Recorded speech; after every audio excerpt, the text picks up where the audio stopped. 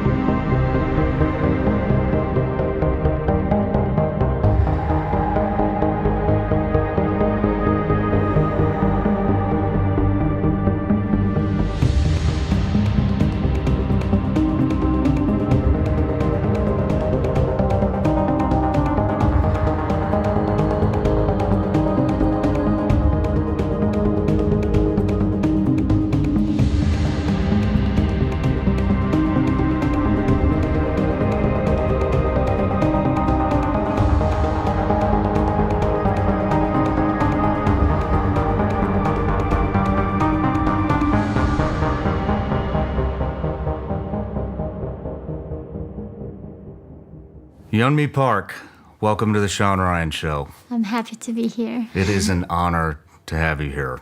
I've spent a lot of time listening to a lot of your different interviews, and man, you have so many phenomenal interviews. I think the one that sticks out the most for me is Megyn Kelly's. I listened to Megyn Kelly's recently, Yes, okay. and man, you guys had a very good, in-depth conversation, and I can't wait to have that conversation here. So, just a little bit about you.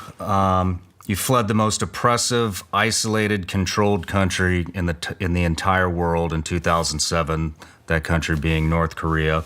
You've offered 2 books, In Order to Live, and the latest one, While Time Remains. Which, While Time Remains, seems like it's maybe a warning to the Americans on what might be coming.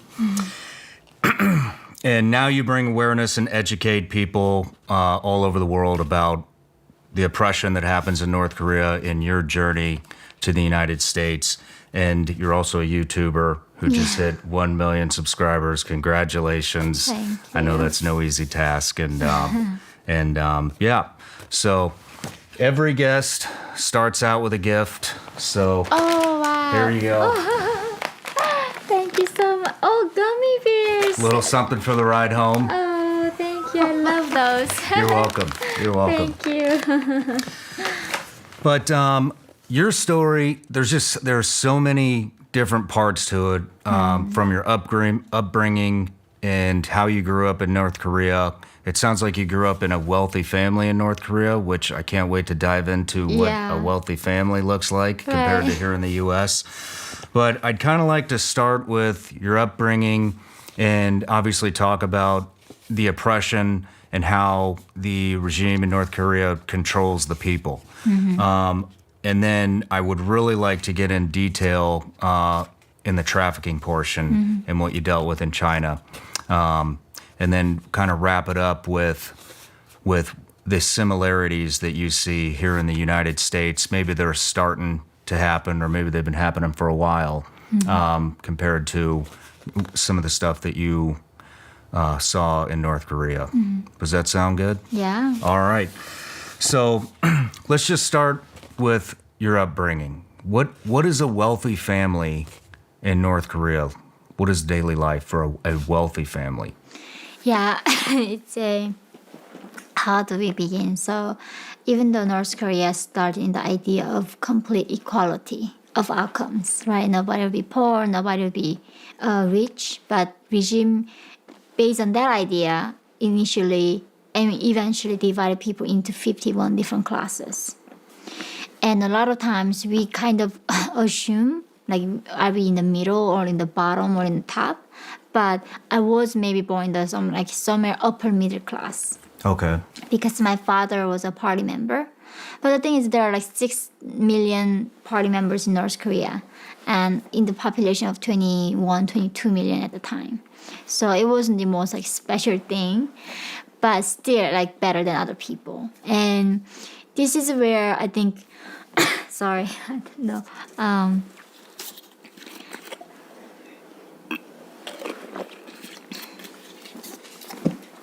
So lifestyle, right?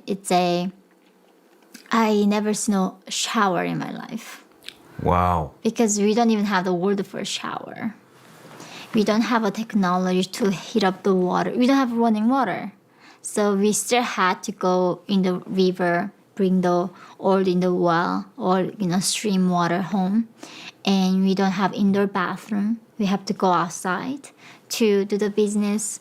We don't have, machine to wash the clothes. So it was my job to go to the river and my sister to wash our clothes. But the fact that we are not dying from starvation in the 90s, that means wealthy. Because that means wealthy. Yeah, all the actual poor ones died in the 90s. It was. Wow. So what is the...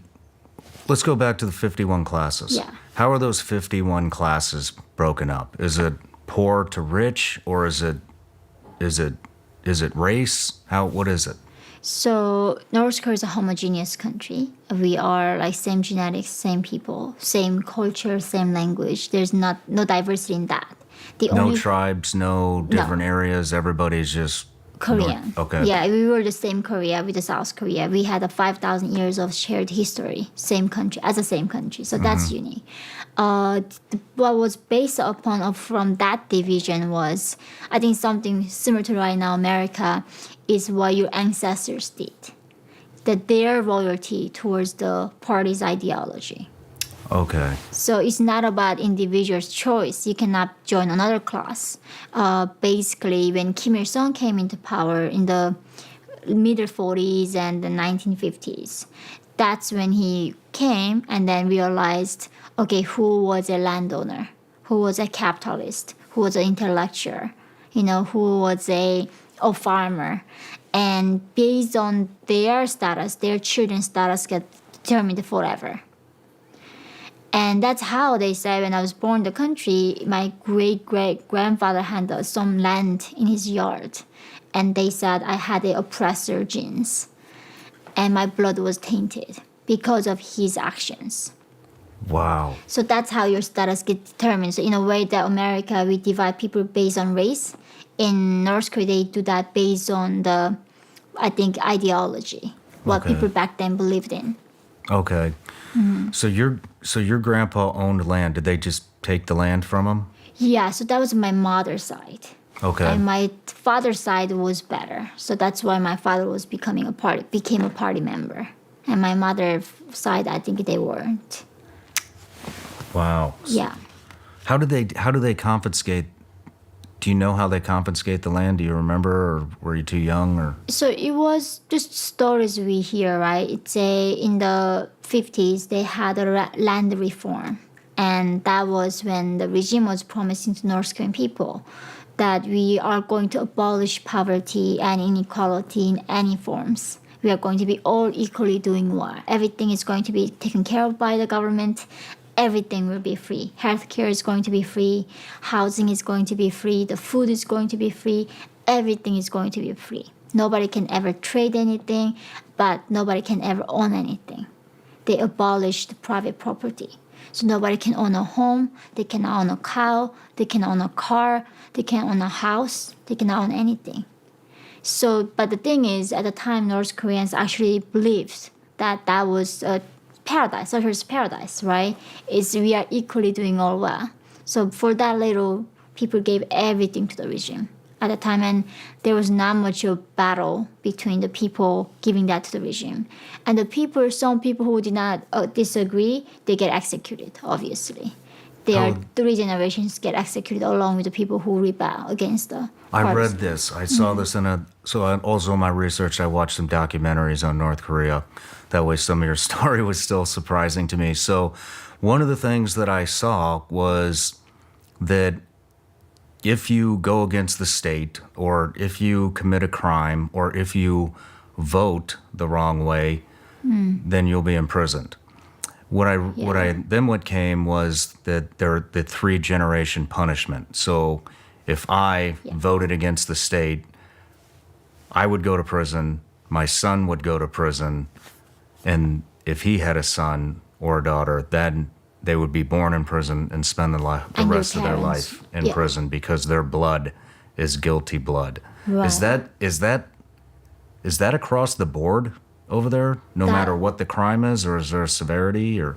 Yeah, so there's no way you can vote wrong way because North Korea election only has one person on the ballot, and it's a open like guards standing there watching you, and there's only one choice on the ballot, so you cannot wrong like you cannot vote for a different person. Okay. It's a joke, right? It's like Yeah. or like charade. It's a show. But if you start something against a party, like okay, I don't believe in communism, then you of course get killed. You get executed, obviously for that. But then your parents, your sisters, brothers, your children, your grandchildren, and up to sometimes 8 generations. 8 generations. So even the in-laws gets arrested. So your wife's their family, the in-laws go together with you. Just for disagreeing with the state. Yeah. So one person that I know in South Korea, he was born. I mean, he went to Purgan prison camp when he was 8 years old. And the very first thing when you arrest and go to political prison camp is that you can ask why you're there. You cannot ask why you're there. Then you get executed. So nobody knows why they end up in the prison. And then for him, he learned many years later that his grandfather, a long time before, one day he was getting drinks with his friend. And then under the alcohol influence, he somehow showed a disagreement with the party's line. But later that friend remembered that saying and then reported to the police. That's what he said while they were getting a drink. So he ended up in prison camp, but he could not ask the regime, why did I get here? So most people don't know why they ended up in the prison camp. Is there any way to get out of it? No. You're in there for life. There's political one prison. sentence, and that's a life sentence. And most of them don't last more than 3 months. Usually you die from the exhaustion and torture. So, Oh man. because North Korean regime needs these people. They do a lot of chemical tests on them because they are developing bio weapons, and then they doing so much nuclear tests. They need to have the people to clean those debris. Oh. So they need this labor. So they use the Political prison labor. camps. Yeah. So they're torturing. They're doing experiments, and they're using them to clean up nuclear Debris. waste, which is Death. huge exposure to radiation, which will obviously kill you. Yeah. What kind of experiments are they? Many different experiments. Like even during the Nazi Germany, they test on different gas. They test on different like injections because they develop a lot of poisons. Because they commit a lot of assassin attempts. Right? They killed their brother in Malaysia with those poisons. So they test on different poison, how it kills or not, and they even just cut off their organs and like body tissues to check, how to study some medicine so they can make the dictator, their leader, live forever. So there's more than 10,000 doctors dedicated in North Korea to find a way to make Kim live forever. So in this study, they need a lot of inmates. Oh my So gosh. they take them and play with their organs and see what helps to make the dictator live forever. He wants to live forever. Yeah. So that's the big experiment. Yeah, huge. It's called like 만수무강 연구소. It's like the eternal life research institute. They have like 10,000 doctors. Just all day long, they are studying that how they can make the dictator live forever. What do the doctors think about the dictator? You cannot think about it. In North Korea, even you are a doctor, you don't get paid a $1 salary each month. You're a slave. You don't choose to become a doctor. They tell you to become a doctor. Yeah. So there's no way you can have an opinion for anything there. So back to the prison camps, they have a 3-month life expectancy. On average, yeah. If they're going to, let's say you get a sentence where they're going to execute you and you don't even know what you're being executed Right. for. Yeah. How long is it like America where you're on death row, or do they just get it done immediately?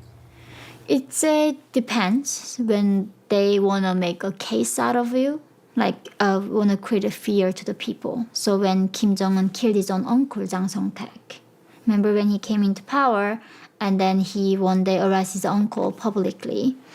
Basically what he did was he made sure all the officials in Pyongyang come and put him in the center and then you use an aircraft gun to shoot him, not just guns.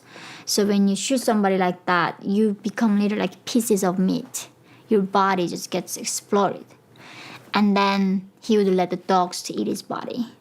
And the officials would like faint and pee in their pants.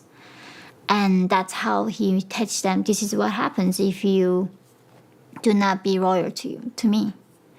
So some executions are just throwing stones. So they put their family members, put them in the first row, and then like throw the rock at your family, your wife, your child. So the last thing you see leaving this world is seeing your child, your husband throwing rock at you and to kill you. Oh man. They make sure the families denounce the person first. Wow. Are these public executions? These are, I never seen the throwing the rock, but I heard that's what they did inside the concentration camp. So inside the concentration camp, they make sure the son and mother, like they stand in the front row and do that. And the other people should throw the rock because Kim Jong-il at the time said even the bullets are too precious to kill these people. So you should just use rocks to kill them. Wow. Yeah, and then but shooting is usually the public execution that general public goes to watch. Okay. Does the general public enjoy this? No, it's mandatory. It's mandatory. Children needs to go watch it. Like even you're 2 years old, when you go see the public execution, the seating is based upon how young you are. As in, if you're the youngest, you sit in the front row because you're the shortest. So adults goes to back row. But those adults have seen this when they're kids. So they put the children in the front and then bigger children in the behind and the adults in the back. And then they see people getting executed. How often does this happen? There's some seasonal, it's like several times a year, I'm sure, minimum. But sometimes like very often because those are times where they say showcase time, where it's like tightening the belt. Like really trying to raise the fear level as much as they can. So those times are constantly shooting and then sometimes like off and then regime think, okay, we need to do this again and come and shoot more. How many executions per session?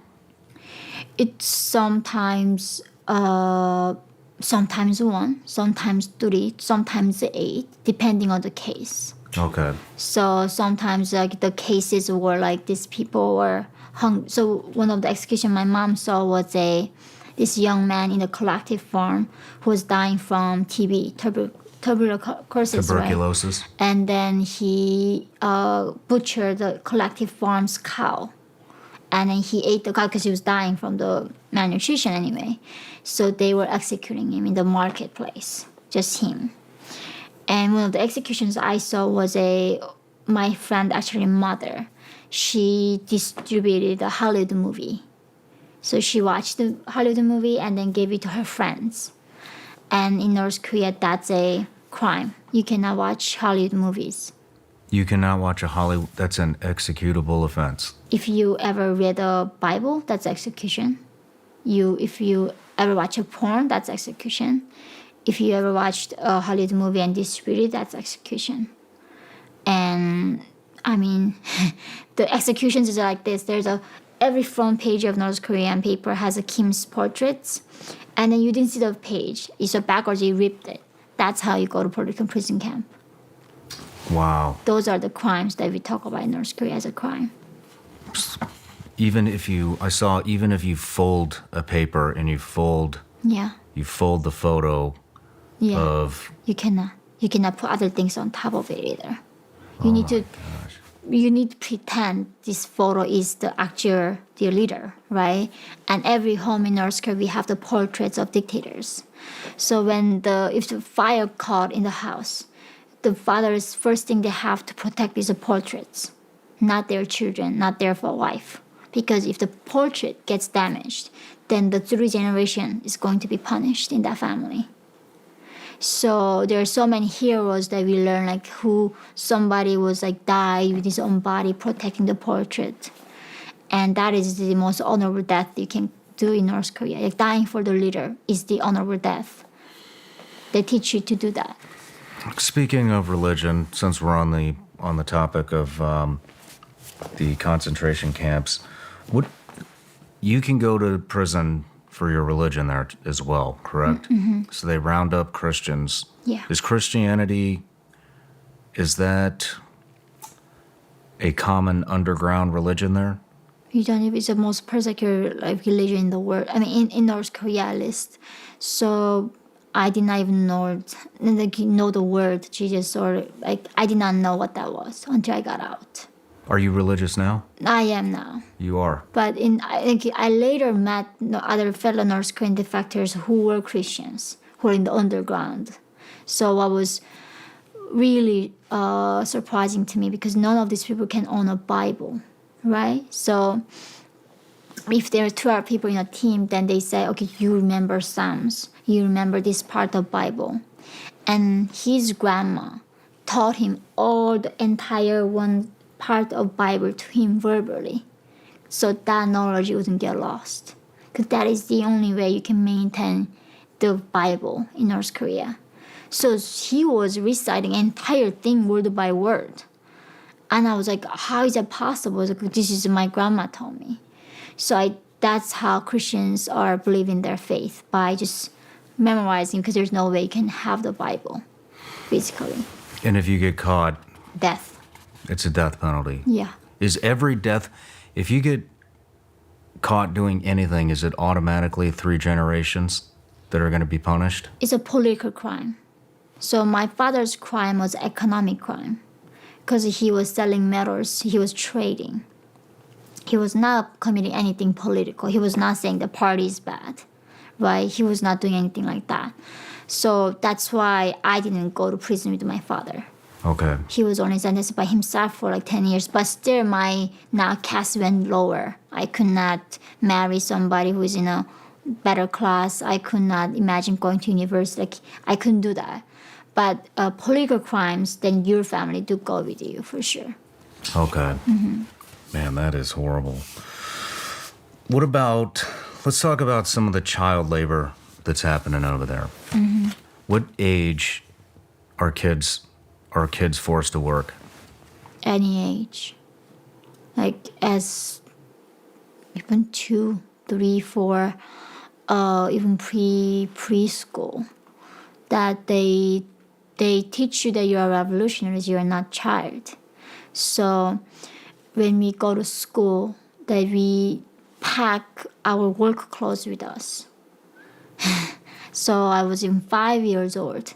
We pack our work clothes, and then we go to school. We learn about, we need to do 500 hours of each dictator, about how great they are, the propaganda, right? How amazing the leaders are, how great our party is. And those lessons are in the morning. And then lunchtime, they don't feed you, of course. If the family couldn't afford to make you a bento box, then the child gonna just not eating lunch that day. And then that lunch period is over, then that's when you have to work. So they say, depending on the season, they send you a collective farm to plant the seed in the spring. The summertime, we don't have machines. If in the farm, there is a lot of other plants grow. that takes the crop away, right? So we have to ourselves take those like other plant away. And then in the fall, we need to help the farmers to do harvest. That's what we need to do. And then in the winter, we need to help the farmers collect feces as a fertilizer. So entire winter time, my job was looking for like literally poo-poo everywhere because we have a quota to submit. Otherwise, we get punished. I read that the food shortage, the starvation that's happening over there, it's so bad that they are now they're using human feces to fertilize the soil for. But it was always that crops. way. It was always that way. That's why North Koreans always have tons of worms inside them. So one of the defector soldier was crossing DMZ, and then the South Korean doctors opened him up. I mean, they could not believe like meters. You can see on CNN meters of worms in North Korean people's body. It's very common. I mean, I had tons of worms there because the food grows from this. So that's our children's job and adult job. What are you eating over there? We eat, depends, right? Like in the summertime, we do eat more plants. But the thing is, after June 1st, like end of May, a lot of plants become poisonous. So until then, poison level is not as high, so we can pretty much eat any plants if we want. Even tree leaves are fine. But after June 1st, you have to be a lot careful what mushroom that we pick up, what plants we eat. We eat a lot of, in the fall, we eat a lot of grasshoppers and a lot of bugs. And then in the winter is the time when we a lot of eat frozen, potatoes or a dried cabbage like that. And spring is where we die. We call spring is a season of death. It is. Because right before anything grows in nature. And winter time, all our stock's gone. And it's hard to find even one single rat to eat in the spring. It sounds like all of the food comes from what you grow or what you catch. Talking about eating insects. Does the state provide any food? Right, you cannot grow them because we cannot own our land. The land is a countries, right? The regimes is a collective farm. So we are forced to work in a collective farm all year, like 10 hours a day minimum. Then when the harvest comes, what they do, they come and take all the harvest away. They don't give it to the farmers. They give you maybe a little bit of potatoes, and then what they do is this is a royalty grain. So you need to submit this grain to the government to show your royalty, otherwise you get punished. So this is thing called the royalty grain that we always have to give it to the regime, despite we don't have anything. And the regime determines that they decided somehow it's easy to do socialism when there are less people. And it's easy to control the population when they are starving. Because as a North Korean, all day you are thinking about is how I'm gonna find the next meal.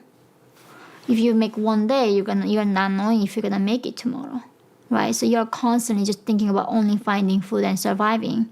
Then regime knows that they don't need to worry about us because we are not gonna thinking about starting revolution.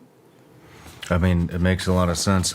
We'll get back to the ways of life, but moving into how they control the people, since you brought it up, starvation was number one on my list. I thought that was very obvious. I read that the population of North Korea is so malnourished that they have basically changed their genetic code, and they are now 5 inches on average shorter than South Koreans. Is that true? Yeah. It's like North Koreans, even now, I come to America, I cannot gain weight because just our systems didn't fully develop, right? When you need to eat the proper nutrients to develop and develop your organs to process things, we didn't get to do that. So it's interesting, in South Korea, the grandchildren are much taller than their grandparents. North Korea is a complete opposite. Each generation we get shorter and shorter. Oh, wow. And that's why you carry the mark of starvation for the rest of your life. It doesn't just like, oh, now you're not starving, you can become normal person. It doesn't happen that way. Most of North Koreans carry that scar. We talked about starvation. We've talked about the prison camps, the 3 generations. These are all ways to control the population and oppress them. Let's talk about the propaganda portion. Right. What's your internet like? What is your TV stations like? Let's start with internet. We don't know what internet is, and we don't have electricity. So even I'm sure the internet, we cannot use it, right? Without electricity. We have one channel on TV. And even that channel is not free broadcasting. It's all government propaganda. But even if there's a one channel, we cannot watch it without electricity anyway. So there's no other information. People are not even free to move to next town. You cannot do a sleepover in North Korea. You need to go tell the authority and get authorization to sleep in your friend's house. In the middle of night, the regime guard and just like open your door and come in, see if somebody outside your family is sleeping in there. If there is, then that's a crime. You get punished for that. No freedom of movement, no freedom of speech, no freedom of religion or anything. So we are completely isolated. And that's what I was saying. When I was in North Korea, I did not know that I was oppressed. I did not know I was living in a hermit kingdom. Because not knowing is actually true oppression. And I wrote about this in my new book. It's like there are 2 types of dictatorships. One is physical dictatorship. As I said, physically you're not like allowed to wear jeans, allowed to have a certain haircut or listen to music, watch TV. But second one is what North Korea and Nazi Germany did. It's like dictatorship of the mind. They control what you think.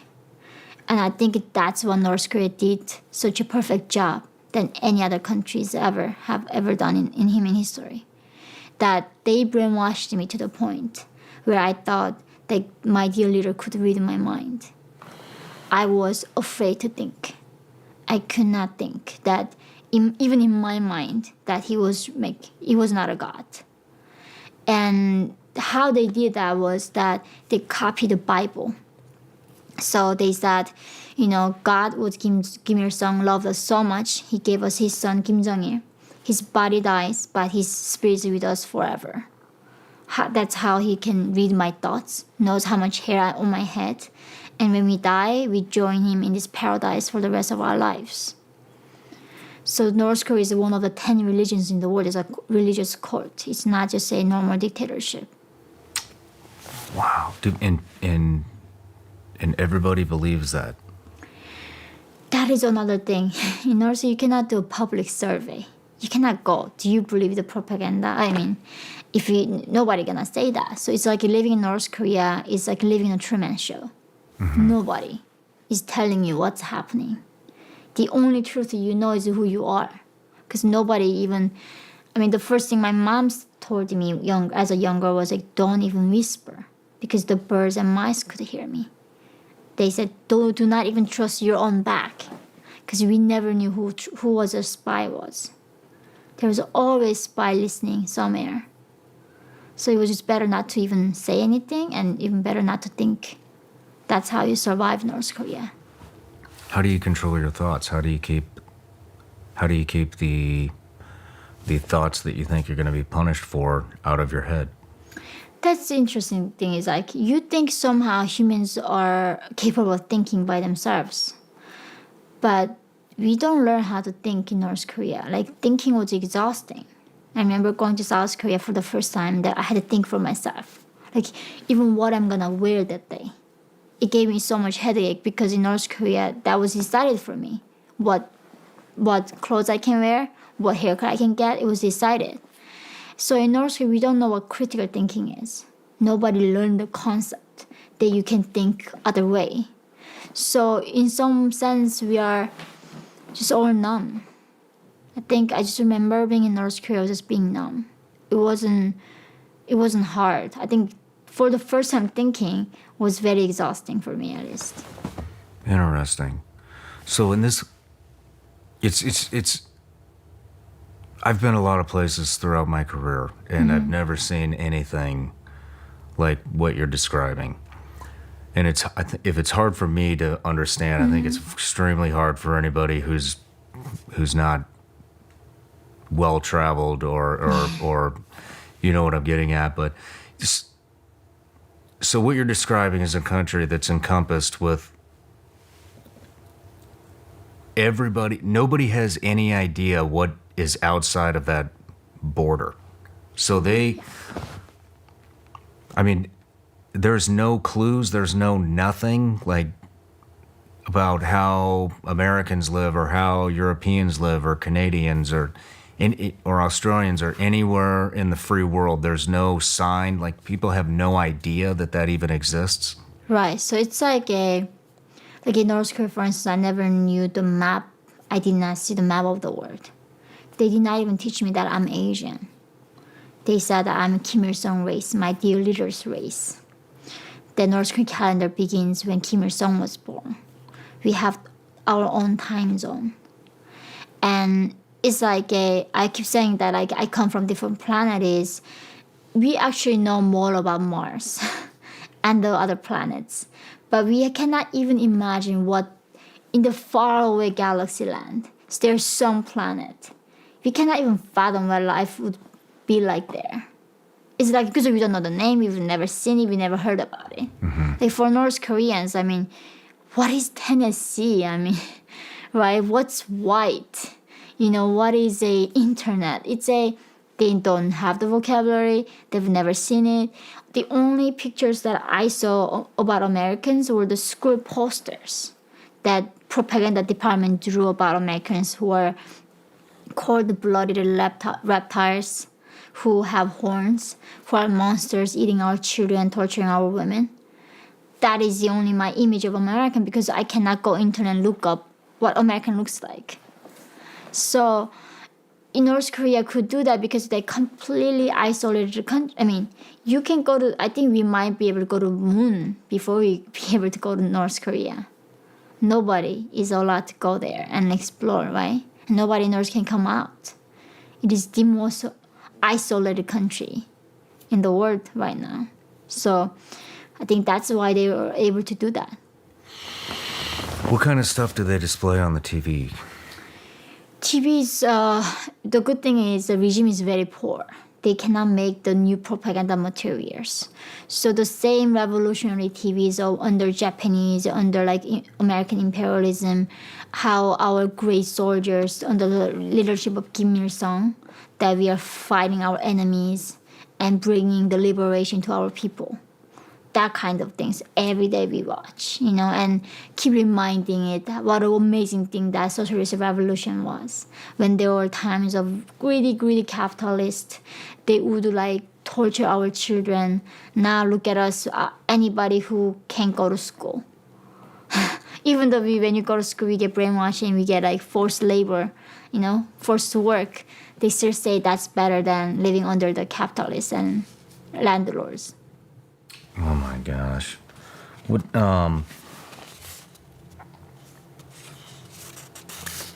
when it comes to controlling the people, there's also you touched on it where they control emotions.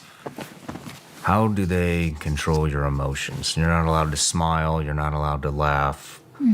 What else are you not allowed to do? That was the thing I still try to understand. Whenever even my escape, even the beginning of my time when I came to America, even though in my head so fully logically understood that Kim Il-sung was a bad dictator, he was a merciless man who was killing people, but whenever there's this beautiful propaganda portrait of him in a gigantic smile where his most beloved leader, the only thing he does is loving his people. And our Father, our God, right? Then just automatically your heart just warms up. But then the logic has kicked in afterwards. Oh my God, what am I even thinking? This is all fake drawing, obviously. He doesn't smile like that. It's try to make you feel that way. And then whenever we see this portrait, there was always music. Somebody was most dramatic way of, saying how their leader is so selfless being that all he does is trying to fight for the good of the people. And so it really happens. First thing we do is so we need to say how to thank the dictator before we eat. We need to go by in front of our portrait. Dear leader, thank you so much for the food. And the school teachers say at school, the most important thing to you is not your parents, not your biological parents. It's our father, who is Kim Il Sung and Kim Jong Il. So as a child, you learn the first thing teacher teach you that's the most important thing in the world. And dying for the regime is the best thing you can ever do. And they keep showing these hero movies, how they give their own body and take the bullets for the revolution of our country, and then making us to recite those poems and the songs songs like Nothing to Envy, because we live in the social paradise, we have nothing to envy, right? Then eventually you somehow believe it, even though your real life is seeing people dead on the streets. Every day that's what you see in North Korea, but you still somehow have this pride and gratitude for the dictator. It is mind control to the fullest capacity. Yeah. What kind of... So, just dead bodies, just It's not everywhere. just dead bodies. When people die from starvation, they go through many phases. You just don't die. It's just I'm starving, I'm gonna die, There's a phase of hallucination. There's a phases of crazy. They just lost their mind. They started laughing, It's just laugh. They don't recognize their sons. They don't recognize their mothers. They just lost everything. And then the last phase is everything opens up your body, everything opens up, and your organs comes out because nothing can hold it together. And then you make those sounds that some ghost would make, but till that moment you still beg for food, and these are the sounds you hear every day. But when you live in the country, you don't feel anything for that because it's every day. Every corner there's children who does that, a father who does that, and your family who does that. So this is daily life. But at school, we still have to sing songs we have nothing to envy because we live in the best country. Oh, man. You've seen a lot of that, haven't you? Yeah, it's just phase, and you just casually say, now he's in the phase 2. Okay, you're still far away, you're just still in the phase 1. We seen the phase of a lot of death from starvation that you just can't tell. And it's not like we say it out of any sympathy. It's just you become just numb. Did you ever reach any of those phases?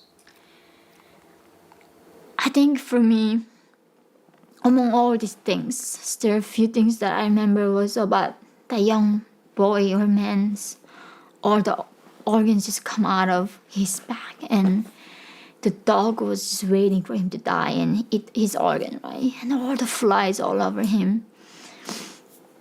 But he was still making this noise. And I was wondering, how can he make any sounds? And the last person I remember seeing was right before my escape was in the hospital. There's piles of human bodies, and the hospital just put them there, and there's a bathroom right next to it. I had to go through that to go to the bathroom every day. And there's on top of all these human bodies, there's a woman was laying there in some flower patterned pants. But when you're dead, you're not a human. You're just empty beyond anything. Just empty. But she looked way more empty because her eyes just out. Her mouth was open because the rats ate her eyes first. And I was just looking at that, it's what it means to be even human. It just means nothing. I think somehow that scene comes back to my dream. Maybe that's the last thing I saw in North Korea. Maybe that's why I cannot forget. But there's a lot of those. Say, the human life means nothing there. What's the family? I'll get to that in a minute. So, as far as controlling the people, we have starvation, propaganda, punishment, which is the prisons, controlling emotions, executions. Have we missed anything? Any strategies to control the people? As I said about making people criticize each other. So it's like making people distrust each other, breaking the bond of trust between your family, between your children. So first thing that the regime did, they got rid of the word love or romance. That we cannot live for love. We have to live for the revolutionary party. So the parents cannot tell their children that they love their children. We don't tell our parents that we love them. Spouses don't tell each other they love each other. It's not a concept. We don't have the word for friend. I call my classmate comrade.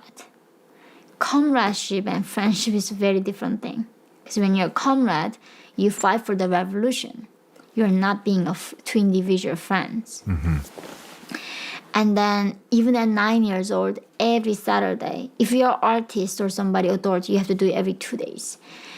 We have to entire class come together, and then we have to repent our sin for that week. Say, I was not better revolutionary, I was being selfish, I was being individualistic, I did not fight better. And I will do better. Thank you, dear leader, for forgiving me for my sin. And at the end, we have to do something called criticizing another person. This is a must. You cannot skip that part. So every classmates have to stand up and denounce somebody for their fault. Imagine you do that every week to human psychology. Then you have to watch out for everybody because you don't know who's going to criticize you at the end of Saturday. And if that criticism is bad, then your family get punished together with you. It's a life and death situation. So that makes sure that you're never going to trust anybody. And of course, you cannot start a revolution if you don't trust anybody. And then also, you completely isolated. And that's how you watch out even, mice and birds and afraid. Nobody knows who's going to watch you. And it happens with your parents. There are many cases that children will report on their parents. Really? Because the regime promises that's how you become a good revolutionary. But not only that, sometimes they tell children, I'm going to give you food. If you report on anybody who's betraying our party, I'm going to give you food. So some children are so starving. They go tell the authority, like, I heard my mom was saying this. And then the mom get executed. How many people do you think get executed a year there? Nobody knows because now that the North Korean regime knows that we can watch it from satellites, and there's a lot of execution videos from satellite footages, so they do inside the stadiums. So that's their height. But at least there are several 100,000 of them in the concentration camps that the UN calculated based on those camp numbers, and they can see even human body images now and buried sites. So these are all visible now with the satellites. What is something that you're talking about at school? They would force you to denounce a comrade. What is an example of something you would denounce somebody for or criticize somebody for? It can be anything. You said you can be, that person, said that maybe the school material was not good, or maybe like silly, because there are so many propaganda materials. Or I went to his house one day, I saw his parents were watching foreign TV. Or I heard him one day that he was singing some foreign song. Or I saw him someday in a wrong outfit. Like, it can be anything. So is everybody punished? If you denounce somebody, are they... Their family get punished along with that person. So everybody gets punished? Yeah. All the time? Yeah. So you have to be paranoid. You have to be so paranoid. So what if somebody didn't see anything? Do you have to make something up? You have to see something. That's a thing. So that's why entire week you watch your behavior, but you have to find the fault in others because you are forced to denounce. And I mean, imagine if you just lied. I mean, that person gonna say it's a lie, right? So you have to find something all the time. Who does wrong? Have you been denounced? I had to be. Everybody had to be denounced, and everybody had to be So things that I was denounced, it was like I was so little. So they give you quotas. Like if we work in the farm, we have to sitting, right? And they say in 1 hour you have to finish this much. So if one person fails to finish their quota on time, the teachers would beat entire children in the class because it's something called the collective guilt. They teach you that you're not an individual. The first thing North Korea does to you is that you're not an individual. We don't have the word I. What matters is we, the collective. So if one person does wrong, it's not that person's fault, it's your fault, all of you. So that's how it's all about the collective guilt, because you are not one single unit ever. And so there were times that I couldn't finish all my quota on time. Then, of course, that was the subject of criticism. What was the punishment? Beating. Beating? And then make us to run and crawl on our school ground as much as we can until midnight and give us extra work until like 2 a.m. in the morning. So a lot of beatings, a lot of punishing. How would they beat you? Anything, because there is no human rights. So teachers, some of them are even sometimes drunk. They are so starving, right? So they have this anger. Then they are some psychopath, like literally bring these leather bats or like metals, and there's very common they break your bones and take your eyesight away. Like they throw anything. They have this metal, like where you put those cigarettes in. Ashtray. Ashtrays. They can throw that at you, rocks at you. They can kill you, and there's no accountability on anybody. So they do that children, like constant beating, everyday beating, and that's the thing. They think somehow you need to train your children and your wife through beating. That's a saying. So if you want to train children and women, you have to beat them. What age does this start, the denouncing? As soon as around 8. 8 years old. Yeah. It starts around 8. And beating starts as soon as 1 or 2, even 3 months old.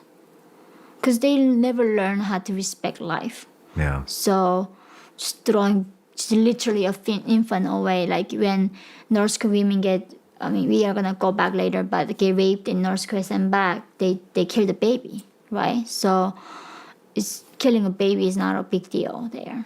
It's not. No, killing a life doesn't mean anything in the society. Damn.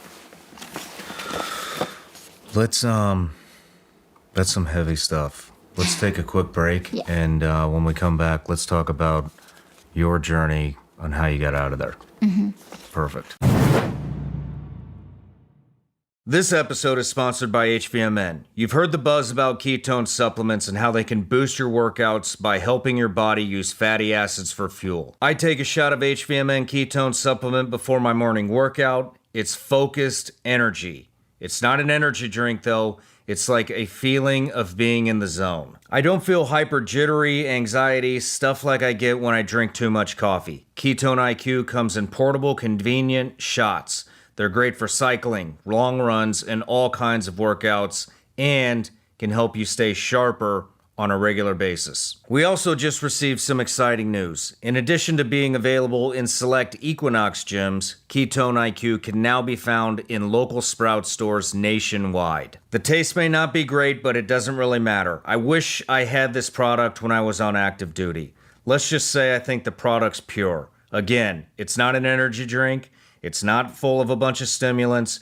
You could get better endurance. You don't get the crash, and it could help curb the appetite a little bit. Definitely a unique opportunity here in offering my audience 20% off your order of Ketone IQ. You can find Ketone IQ at hvmm.com. Use the promo code Shaun at checkout to save 20%. Plus, if you subscribe, you can save even more. This stuff is great for daily use. Use the promo code Shaun. Again, that's hvmn.com. Promo code Shaun for 20% off Ketone IQ. Friends, it's hard to trust anything anymore. Our most important institutions are being systematically destroyed. Are you prepared for the worst? True freedom comes from self-reliance, and that means having emergency food on hand. Build your food foundation with a 3-month emergency food kit from My Patriot Supply. Each kit provides over 2,000 calories every day for strength and energy during tough times. Get breakfasts, lunches, dinners, drinks, and snacks. The food is delicious, and the whole family's gonna love it. Order yours today and receive a free gravity-powered Alexa Pure Pro water filtration system valued at $279 as a bonus. With this offer, your food and water needs are covered in a crisis. Your 3-month kit and free Alexa Pure Pro are all shipped to your doorstep in a discreet box with free shipping included. Don't put this off any longer. Tomorrow, it may be too late. To take advantage of this amazing offer, go to mypatriotsupply.com. That's mypatriotsupply.com.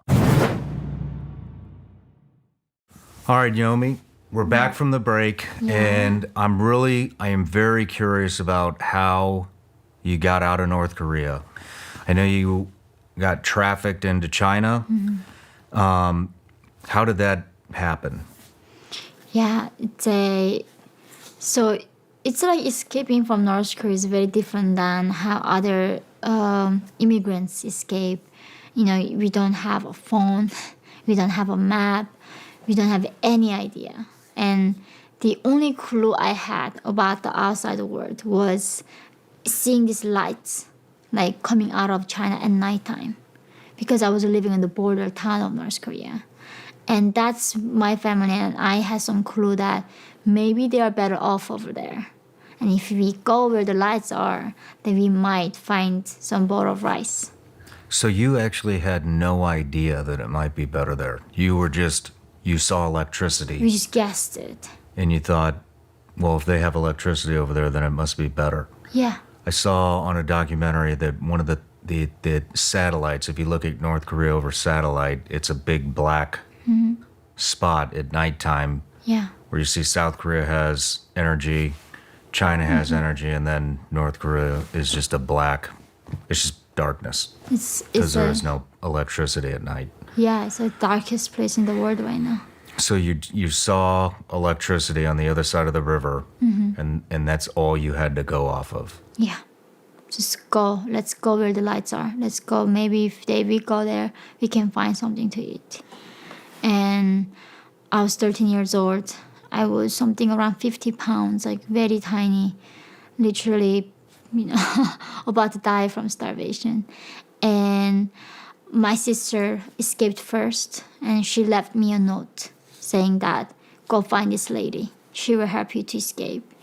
And I went to her, and she said she could help me to go to China. And she said, once you go to China, you will find your sister and everything will be okay. But we didn't really ask follow-up questions. And also at the time, it really didn't matter. Because if we didn't escape, you're going to die anyway. So there was no point of even asking, why are you helping me for free? So was there any fear at all, knowing now that the complete mind control, you had mentioned earlier that you thought that the state could actually read your mind. Yeah. That's how brainwashed you were. So was there any fear knowing that, or was it, I'm going to die, so I'm either going to die here and I'll chance it there? So this is the thing about people having hard time to understand North Koreans, right? In some way, we are the most bizarrely innocent people. Because in North Korea, we are never seen the bad news. our news is all about victorious battle that our army is doing and how our mother nation is thriving under the communism and everything is wonderful. There's no news about rape. I did not even know the word rape. There's no word like news about escaping or anything bad, right? So I was completely not understanding the bad things happening in the world. That if I were born here, I would understand. So just not knowing that how bad things can go wrong, that was not a concept for us. Because we just did not, I mean, even though we were seeing executions, those things was not on the news, right? So we just did not understand that selling another human being was a thing. It was not a concept for me, and we didn't even have the vocabulary for like human trafficking or even freedom was there, right? So I think that was the thing, just we did not understand anything at the time. How fast did this situation develop? That morning, I found a lady, and she said I could go that night. It was that quick. Yeah, So the we're same looking day. at 12 hours. And then my mother wanted to go home to tell my father that we are escaping. And that time we didn't even know the word escaping. It was not, we were just like going somewhere to find sister. And we knew that it was dangerous to get caught, but I did not even know the word escape was there. We were like, okay, we cannot get caught because the guards are gonna shoot us if they see us. And I told my mom, we're gonna come back. I thought I saw somehow going back there. I thought it was like temporarily we go to China, we find the sister, we find food and come back home. So I told my mom, like, if you tell him he's not gonna let us go, like you cannot tell him that. And my mom was like, then I cannot go, I cannot leave him alone. I was like, I just had a feeling if I left my mom there that she's gonna die from starvation. It's like, no, you have to come with me. So she so much trusts me, who's 13 years old, like younger, and she came with me. So we found she introduced us to another guy who was going to actually take us through that journey of crossing the river because that journey is very dangerous and she couldn't do it herself. And we had to climb a lot of different like paths of rocky mountains and then found a spot that was least seen by the people. And I think they bribed the guard on that post of the guard. And we crossed the river through there. Is the woman that helped you escape, is she North Korean? Yeah, she was North Korean. Do you have any idea how she made the connections to traffic people out? I heard that she initially sold her own daughters. And you would think it's a crazy thing to do as a mother. And if I were in North Korea, I would have done the same thing. Because that was the only way that I would ensure my child not dying from starvation. Like, I heard that she sold two of her daughters to China. And then, at the time, she was pregnant. And I think at this point, she rescued me. If she didn't sell me, that I'd be dead. And I heard she got executed after we left, and she got caught, and authority executed her for that. So, of course, like regime executes anybody, let them escape. Mm-hmm. But that's how she got into the job because she couldn't feed her children anymore. She had to find a way to make sure that her daughter lives, and that was the way she found that she had to send her daughter to China. How did she make the connections in China to sell her children? That I'm not quite sure, but a lot of them now is impossible. But back then, the regime did not crack down on escaping as much. In the 90s, there's so many people dying from starvation. Even authorities could not track down who is dead where. Like in North Korea, when we say goodbye to my mom when I was younger, like there's no guarantee I'm gonna see her again. Because there's no call, there's no letter you can write, there's no email. If she goes out and she didn't find food that day and died, that was it. I will never ever see her again. So many people were lost like that regime just didn't care at the time. And Kim Jong-il thought he did not think the defectors gonna escape and go to South Korea and then speaking out and exposing the regime that way. So he was like, yeah, if they wanna go, let them go. That's fine. And then they realized by the early 2000, oh, the defectors go and then become spokesperson. Then they expose what's happening inside us. That's when they realized we need to crack down on the escaping. Okay. So that's why it became harder by 2003 and I escaped 2007. What measures did they take to make it harder to escape? Each year was different. Like in the beginning, they would build these fences, and then they add a high electrified wire fence, right? Like political prison camps, there's electrified wire fences. Okay. And then they would give the shoot to kill order for the guards with the machine guns. Like if you see anybody, just shoot them. Don't bother to catch them. And then they were asking China to help. China would install the facial recognition cameras with electrified wire fences again, everywhere the cameras and the Chinese guards on the other side. And then that was not enough, so they burying the landmines entire through the border. And then they evacuate the citizens out of all the border towns inside now. So they are keep new measures. Now there's completely facial recognition cameras, landmines, electrified fences, both China, both North Korean side, that it just became impossible to escape now. So it's damn near impossible to get out of there Yeah, now. now nobody can escape.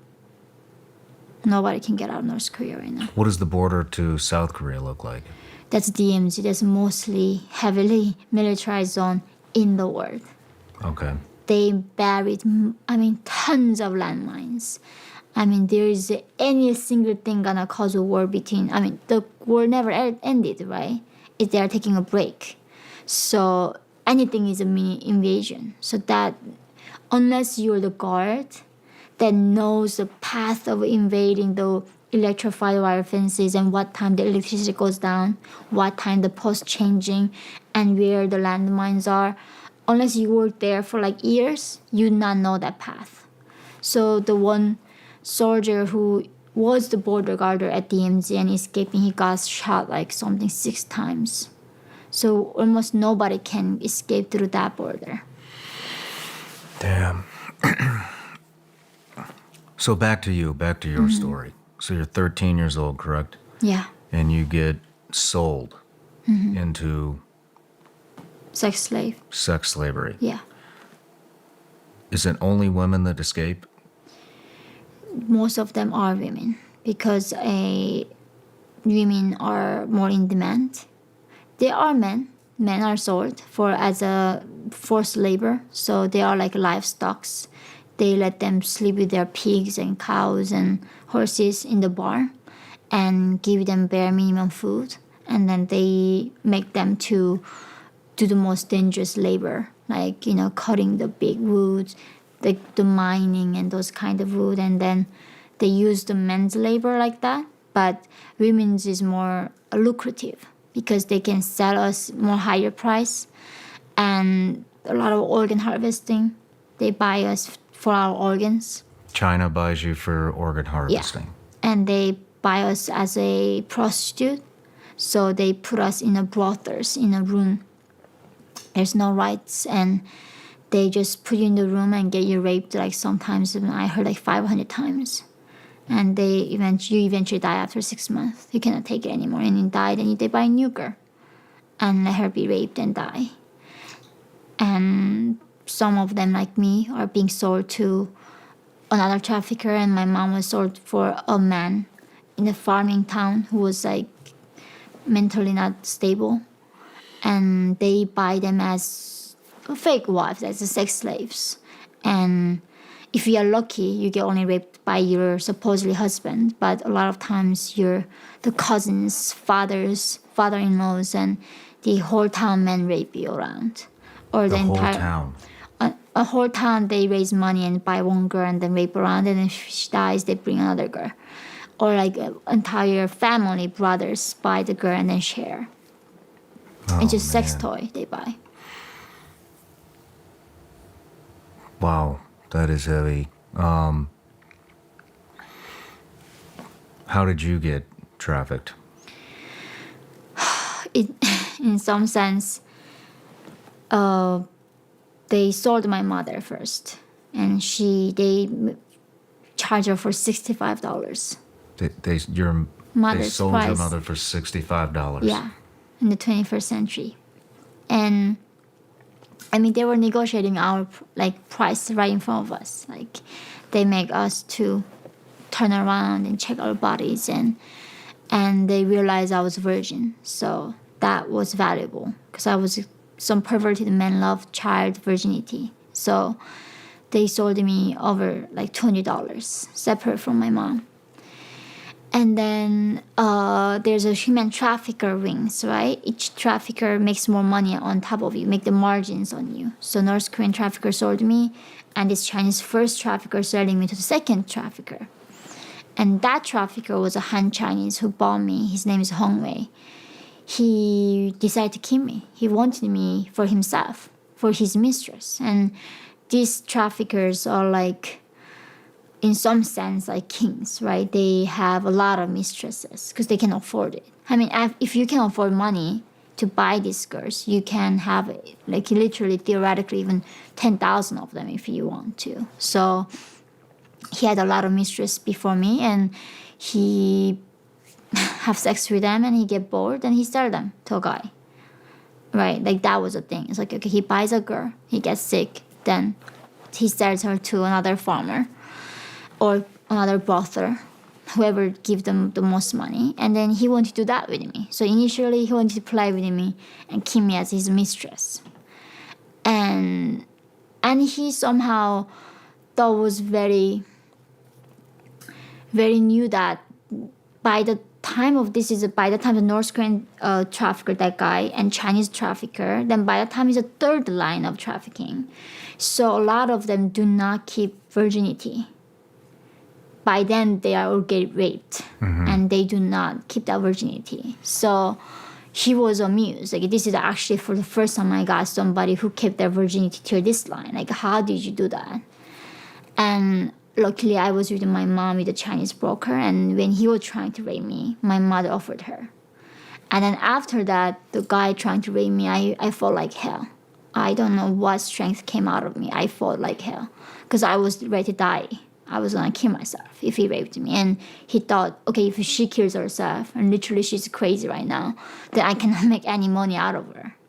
So for him, okay, then I need to make money out of her. And This is the third iteration this is or the first iteration? this is a Chinese broker. Okay. Yeah. So you were sold to one trafficker. So then from that North trafficker Korea sold you to the next. Yeah. He decided to keep you as a No. mistress. So there's a North Korean trafficker. There's a Okay. woman, and then the guy who crossing the river for us. That's North Korean too. And then from there, the first trafficker was Chinese, Korean ethnic Chinese, and then he sold us to another broker, with my mother at the time, and he sold my mom separately, and he kept me to rape me. Okay. And there I lost my mind. I was so fighting hard. And then he sold me to another trafficker. That was the third guy. That was a Han Chinese. That's when he decided to kill me. And then I was kill myself. I was gonna try to kill myself. And he said, if you become my mistress, I'm gonna help you to find your family. Because he was the one sold my mother to a Chinese farmer. So he knew where my mom was. Like, this is one day, it's a miracle. Like, he bought me, and then he showed me like this thing called a phone. Like, I've never seen a cell phone in my life. And he was like, do you have ever seen a phone? I was like, of course I've never seen a phone. But he was saying things in Chinese. And then like he's like, this thing can take pictures. So he was taking pictures and then showing me on the album, like, do you see, this thing can do a lot of things more than like speaking. And then in the pictures, I see my mom's photo. And then I was like, this is mama. It's like my mother, my mama. And then that's when he knew the woman that he just sold was my mother. And yeah, so and obviously he raped my mom too. And then he wanted me now. So he said if I become his mistress, he was going to buy my mom back from the farmer that he just sold. And then he was going to help me find my sister and help me get my sick father out of North Korea. So I made a deal with this devil. And with some miracle, he kept his promise. He did bring my mom back to me. And then he brought my sick father to me, to China.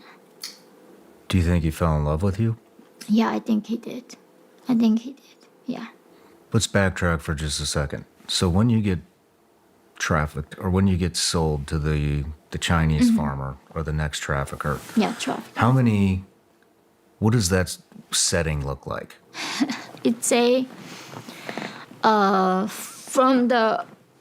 we get to the Chinese side of the riverbank, this guy brought the blankets and then asking me to take off your clothes because I'm gonna have sex with you.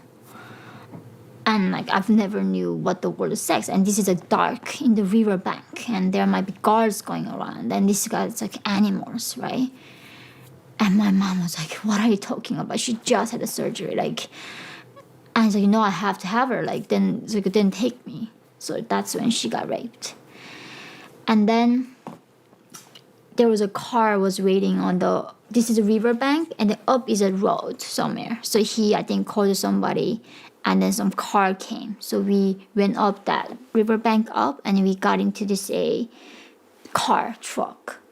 So, and then in truck, I never been in a car, had a seat car like that. I've been in a car a few times that was where there's no roof, where all the core coming out, not modern car. So I was having this massive car seat. But my mother was asking me to look at North Korea because North Korea is completely dark. And I could see the apartment that my father was in that night. And she told me, look at it. It might be the last time you see your hometown again. And it was my last time seeing my homeland again. And then that car would take to the apartment that he was in. And then we go inside this apartment. I remember a floor. But in North Korea, it's all cement floor that broken. But his home actually had a wooden floor. I've never seen that in my life like that. It's a wooden floor and had electricity. It's at nighttime, his home had electricity. And then there was a lady in the bed, and she was telling us that in China we had to be sold as sex slaves. And if you don't want, you can go back to North Korea. But how do we go back to North Korea? I mean, even the guard don't catch us. That means we're still dying from starvation. There's no way going back. Mm-hmm. Right? We still have to stay in China. Then they called somebody, and the second trafficker came with his mistress. And she was another North Korean woman like me. So she came like me, but that man kept her to become his mistress. And then that was a guy was checking our bodies and to negotiating the price with this guy. How much he would be willing to give for my mom and myself. And then from that house, we cannot stay in the border town long because the authorities keep going by. It was a lot of snow. It was March 26th. No, March 30th. That's the day my sister escaped, March 26th. And March 30th, we are escaping. And that day was a lot of snow. And then around 5 a.m., he wanted to take us to, the second broker wanted to take us his car. So he was asking us to come down from the building and meet him in the car. And then when we go down from the stairs, this trafficker would stop my mom in the hallway. And he took her pants off and he just raping her there. Oh, okay. Man.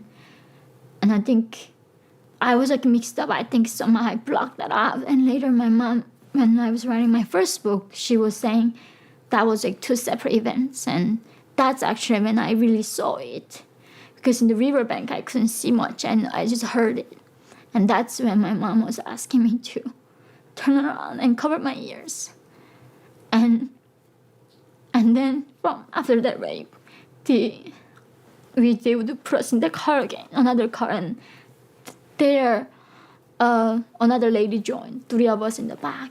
And then the car was going all the way to Changchun, like inside China. So it's a lot of hiding in car and just moving as fast as you can because of we can get caught. Man, that is... How are you dealing with all this now? Well, I feel like I had many different lives. At this point, it's like lived through a lot of lives, but I think I'm just grateful. None of that killed me, and I was able to see the world that was a lot more than this. So I think because I saw it, I can be a lot more grateful now. That I can be a lot happier with the little things these days. Yeah. So it's in some ways, I guess it's a blessing. I mean, how I look at it is a blessing. At least for me, that's how I decided to look at it. Let's go back to when you became this trafficker's mistress. Mm-hmm. The guy who... How were you treated at that point? A lot of beating because I was fighting to be... Even after initial rape, it was very painful. It was really painful, and I thought my body was getting split out of it. And then I felt this shame. I felt so dirty. I was like rub myself till I was would bleed. Like constantly in the shower afterwards. It was so shameful. So he would beat me to get out of that, and I was constantly like, how can I just die? I cannot end this. But the only thing was, he was saying, I'm gonna bring your mom. But bring my mom was not gonna happen in one day. Even after the first rape, he had to go back and negotiate the price with my mom because he sold my mom. And this farmer's not gonna sell my mom for the same price. They were gonna try make more money out of it. Mm-hmm. So they had to negotiate the price, and it took several months. And I think during that time it was very hard and then during that time he had to go buy other girls to sell them. So during that time he would lock me in the apartment, and I cannot go outside. The door is locked from the outside, many doors, and even the windows has a gates in. And I was in an apartment for 15 days by myself. I don't even know how many days because there's no clock. And only thing I see is sun rises and goes down, but I cannot even turn the lights on because other people can see and police can come in. So I don't know how many days I was in the apartments alone. A lot of times he would lock the door and go and come back, but he would buy me some food, and he'd go and sometimes his travel gets delayed. Then he did not buy enough food for me to eat. So I always have some days. I think he only thought he was gonna be gone for a week, but that time he was gone for many, many days because he had to sell this girl to Shandong. Is a different state. And Shandong is a very poor town, so a lot of farmers cannot find wife. They buy North Korean girls. So he had to take these girls. Takes almost several days to get there, and then negotiating the price, looking for the man, and it takes many days. So I ate the food quickly because I thought it was gonna be 7 days, and I had to be hungry many, many days afterwards. So afterwards, I was always still be very conservative how I split the food until it comes back. And yeah, it's so interesting. I completely forgot a lot about this. But eventually my mom came, and I think that was hope for me. At least got 1% out of it, and I had my father to save and my sister saved. So after my mom came, that was much better, I think. How was that when you're... Well, describe that that exact moment when you Seeing my mom. were reunited with your mother? I saw her in a cornfield. By then, I was related with her by like April 1st, right? This is now in almost the harvest time or mid hot summer day. I met her in the middle of the cornfield because we couldn't see the authority and she was sold to this farmer, so I had to go there. And she saw me far away, but she did not think that was me because I became a different person. She thought like I just became adult. So until came close, she didn't say my name. She just thought like someone was strange woman standing there. And she saw me like a few meters. And then she just broke in tears. And the first thing she did was give me a piggyback. Because until that moment, I was her baby. So she was like, how much my baby has grown. And she was giving me piggyback. I was like, I'm not a baby anymore. I've been raped. I'm not a kid. And I felt so awkward that she was treating me like a kid out of nowhere. And for her, like, until a few months ago, I was a little kid in North Korea, sitting on her own lap. And in North Korea, we don't have separate rooms. So I was always sleeping next to her at nighttime. And she couldn't believe it, how much changed in a few months of time for both of us. Wow. And I think from that point, I became her husband. Because I was speaking Chinese and she didn't. So she had to rely on literally everything on me. Because she could not even say, I want water. I want to go to the bathroom. So I had to translate everything for her. And till this day, I'm like almost like her husband that she lost. Our dynamic forever changed from that point on. How did what was the man's name who purchased you, the trafficker? So Yeonmi. How did he treat your mother when he purchased her again? I think it was awkward because he raped her a lot. And how do you deal with that? Yeah. But Did he allow you and your mother to communicate on a regular basis? Were you guys together a lot, or did he keep you separated? The days he wanted to rape me, he would take me away.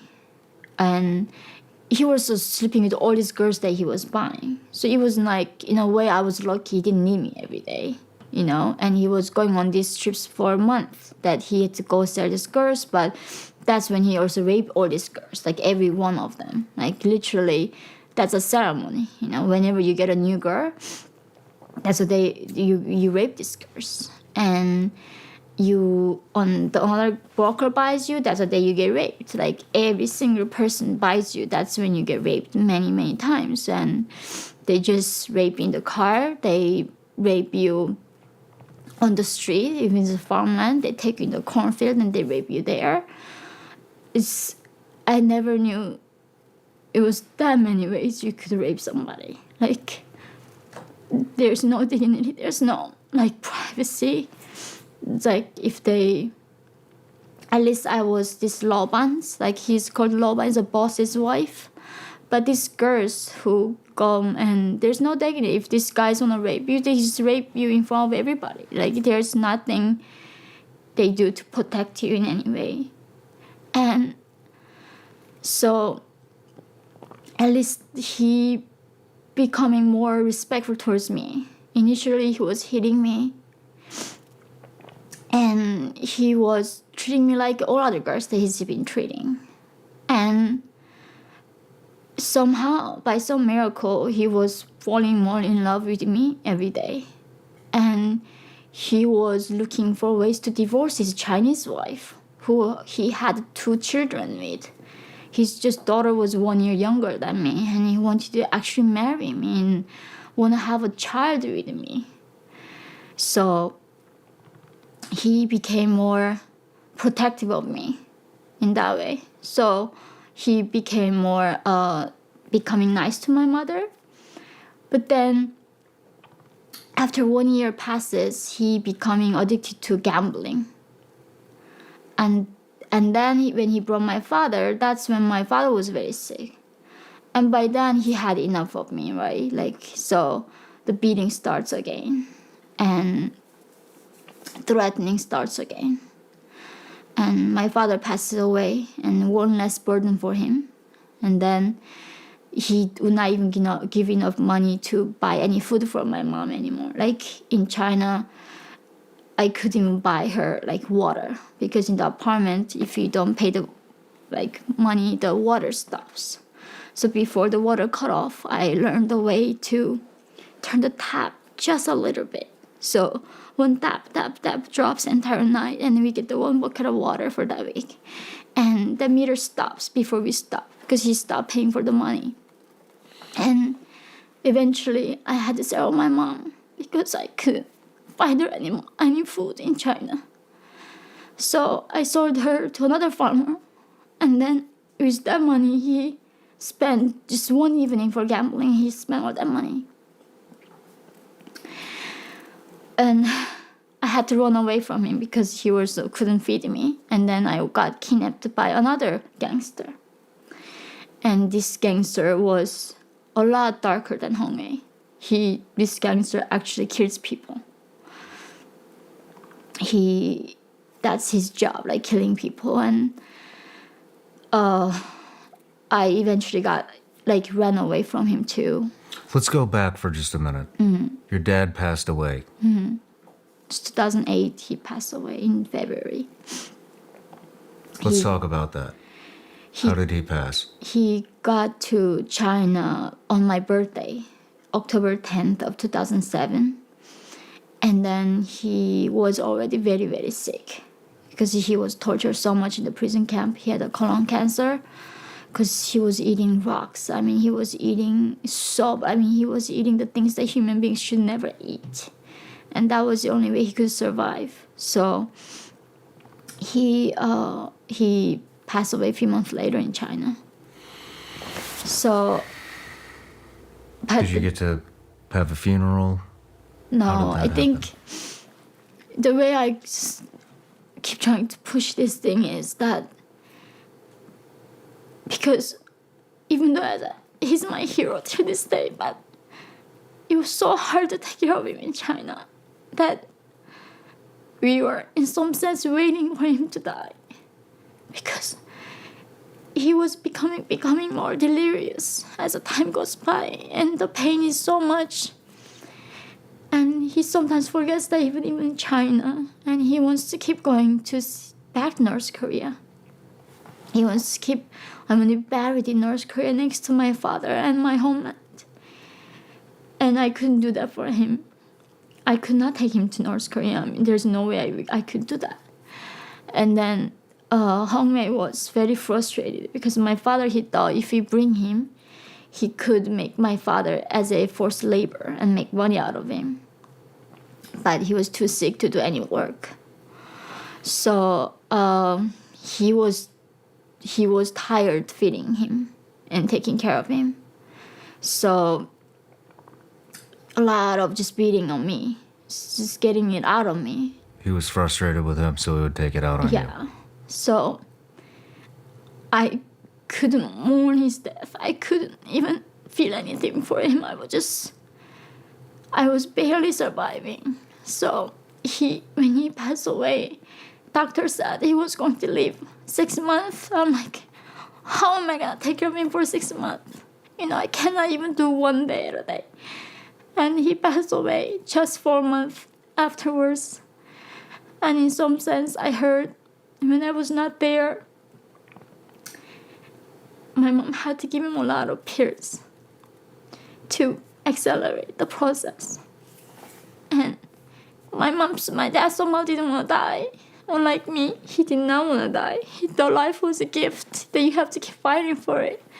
And I couldn't understand, how do you fight for life when your life means this little, time was so much easier that time. So I couldn't get it, but somehow he still thought life was a gift. And he passed away and buried his ashes in the middle of the night when everybody was sleeping. And that was the end of his life. Sorry to hear that. It's okay. You had to hide the funeral, the ceremony. Yeah, there's no such a thing. We are fugitives. We cannot even cry because we cannot other people see us hearing us.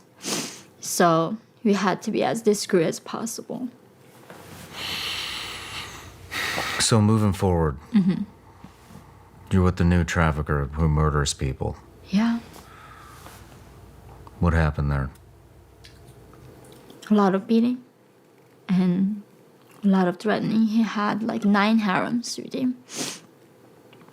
And 9 what? 9 girl harems. They were Okay. Chinese actually. And this guy was it was in the 50s or 60s guy. I'm like 14 years old. He somehow had so much money, and that's why he was having these 9 Chinese mistresses, right? That means he's really wealthy. I mean, most of Chinese guy cannot even find one girl for them. He got 9 of them, were these teenage girls. And these girls were so happy to be with him even. He somehow, none of them could give him a son.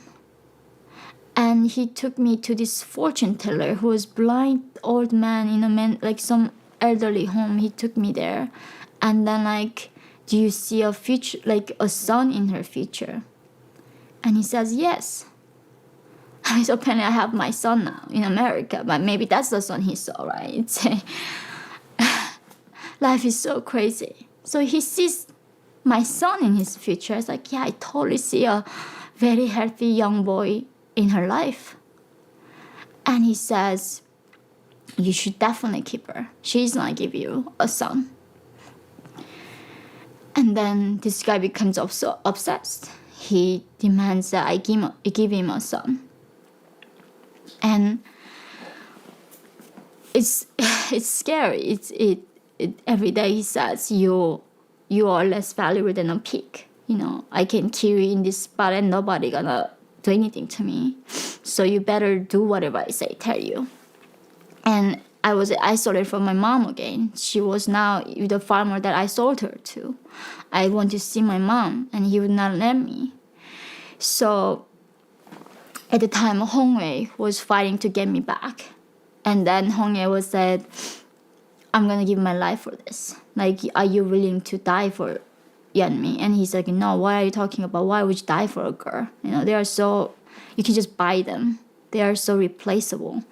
And this gangster eventually realized, it's just not worth of me to fight this much to keep her. So he somehow, and then I told him, if you just let me go see my mom, I'm going to come back to you. Like, just let me go see my mom once. And he got convinced. So he had enough trust with me at the time that I was faking it. Like, just trust me. I'm going to come back to just see my mom and come back to you. Why would I not want to be with you? You're this powerful man. Like, every woman want to be with you, you know? And he said, okay, that logically makes sense because all these girls want to give a child to him because he was going to buy them the most expensive apartment and life secured for them. So when he let me go, I took that bus and go see my mom. I threw that phone away because I knew that he planted, he was working with the police to track all these girls. The police is corrupt. So I threw the phone and I ran away with my mom. And I found the Hongwei bag. And then there we found a lady told us that there's a way we can get a shelter, which means we had to join a sex chat room where it's not actual prostitution. No man comes there rape you, but you're in front of a cam and computer and you show your body. But if you do that, then they're going to give you a place to sleep and eat. And I was begging to go, like, washing dishes in the restaurants. During that time, I was like, just let me work. Like, I can wash dishes. I can't do anything. Just give me a job. Like, I don't even need to get paid. Just give us some place to sleep and eat. And they wouldn't give us any of that job in China.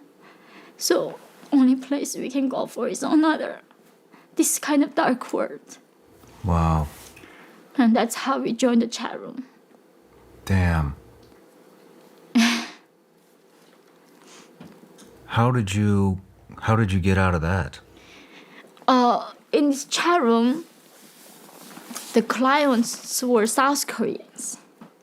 Because South Koreans were wealthier than Chinese. So they would, for them to spend like $5 membership to see a live person performing any sex acts they want is much more thrilling than watching a just boring porn. So a lot of South Korean men would just pay money to come and chat with these girls and ask them to show their body. And because the economic power is very different, so for them, this was not a lot of money for them. And then in this chat room, we met another North Korean woman. And she somehow got in touch with some missionaries from South Korea who were rescuing North Koreans. And she said she was too afraid to go herself because the chance of making was 1%. Because the path was walking across Gobi Desert into Mongolia. And most of people die there. You don't make it. So she was just too afraid to make that decision by herself. She was asking, would you come with us? Because it was my mom and myself and her, 3 of us now. Because better than going alone. And we spoke with the missionaries over the phone. And that was for the first time somebody felt bad for us. We told them about like how we lost our sister. And they said, I'm so sorry to hear that. I'm gonna pray for her. And we thought maybe we can trust these people. Like, you know, like there was nobody ever prayed for us. Nobody ever said like, I'm so sorry you're going through this. And this missionary who never met us, who doesn't not even know our name, said, I'm so sorry that you are going through it. And if you believe in God, He will take care of it. And you can come out of this. So we decided to join the missionaries from there. Did you know what God was? No, I did not know. I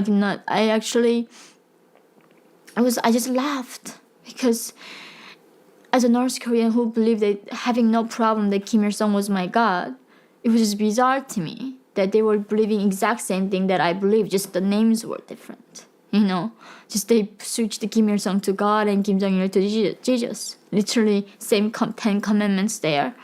Like, I just thought it's another weird world that I was in. The only difference was that these people were not rapists, were not trying to make money out of us. They were just doing it to glorifying their God. They thought that God wanted to North Korean people to know who He was. And that's what they were giving their life to. So I thought, what is weird people? You know, you believe something you don't see and come to this dangerous land and rescuing people like us in the name of God. And then at the time, it didn't matter if they asked me to believe in a rock, I would have believed it. Because I was that desperate, you know. It wasn't even me trying to pretend. When you're desperate, you can believe in the air. You can believe in a hair. Like, if somebody tells you, if you believe in this thing, you're going to be safe, you're going to believe that as hard as you can. So I became a believer. My mom became a believer. And we studied the Bible for several months there. Immediately.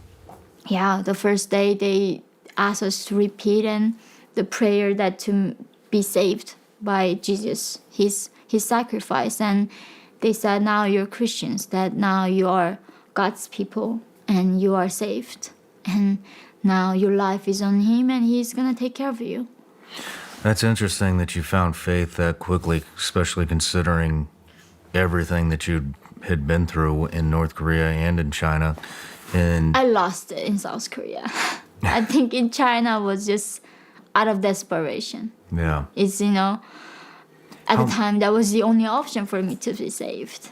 How many if you had an estimation, how many times do you think you were raped? Not countable. Hundreds? I would not rather count. I understand. Definitely a lot. Definitely, it's not something that I can count, but a lot. But I don't know. It's just as a rape victim, you keep saying, "I'm not dirty," you know. It's like I'm not dirty, but you always feel that you feel like dirty, and I think it's a lot of times North Korean men cannot come out with their stories because of this. Because This prejudice somehow that you are the fault, that you can never be like somebody else that who's pure and clean. And I just even thinking about it, if my son sees this someday, he's gonna think of me dirty. That makes me afraid. I think he would be very proud of you. Yeah, I hope so. I think he would be extremely proud of his mom Yeah. for everything that you've been through and what you're doing now. And you are a walking miracle. Yeah, I am. Do you realize that? I do. I'm very lucky. The only reason I asked that question is I wanted to show the severity of what you'd been through and the miracle on how fast you were able to find some sort of faith in a higher power or God. Yeah, it's a lot. It's not. They just treat you like a toy, so they need to go through a lot. And one thing I am grateful is that I was bought by the boss, so I didn't get thrown around like most of people do. Yeah. That if you get just bought by even a normal farmer, it's not just one person gonna do that to you. Everybody can do that to you. It sounds like, so when you went to South Korea, you felt compassion and love and a lot of good emotions that probably you've never felt Yeah. ever in your entire life. How did that feel to you? It being able to express your emotions and I don't know if you felt happiness yet, or I don't know if No, you I felt did love not. yet, but Yeah. what did it feel like to have compassion towards you? You'd never experienced any compassion towards you whatsoever up until this point. I think I only felt that in America. You didn't feel it in South Korea? No, because South Korea was very not forgiving country. I could not talk about my human trafficking experience there because no sane man would marry me and who would have a child with me. And no normal mother-in-law is gonna accept me as their, South Korea is very traditional conservative society. And my dream was always being a mother. I always, as a child, I don't know, I always want to be a mother. And I couldn't, in South Korea, there's no chance of me ever being married to some normal, respectable man if I had that past.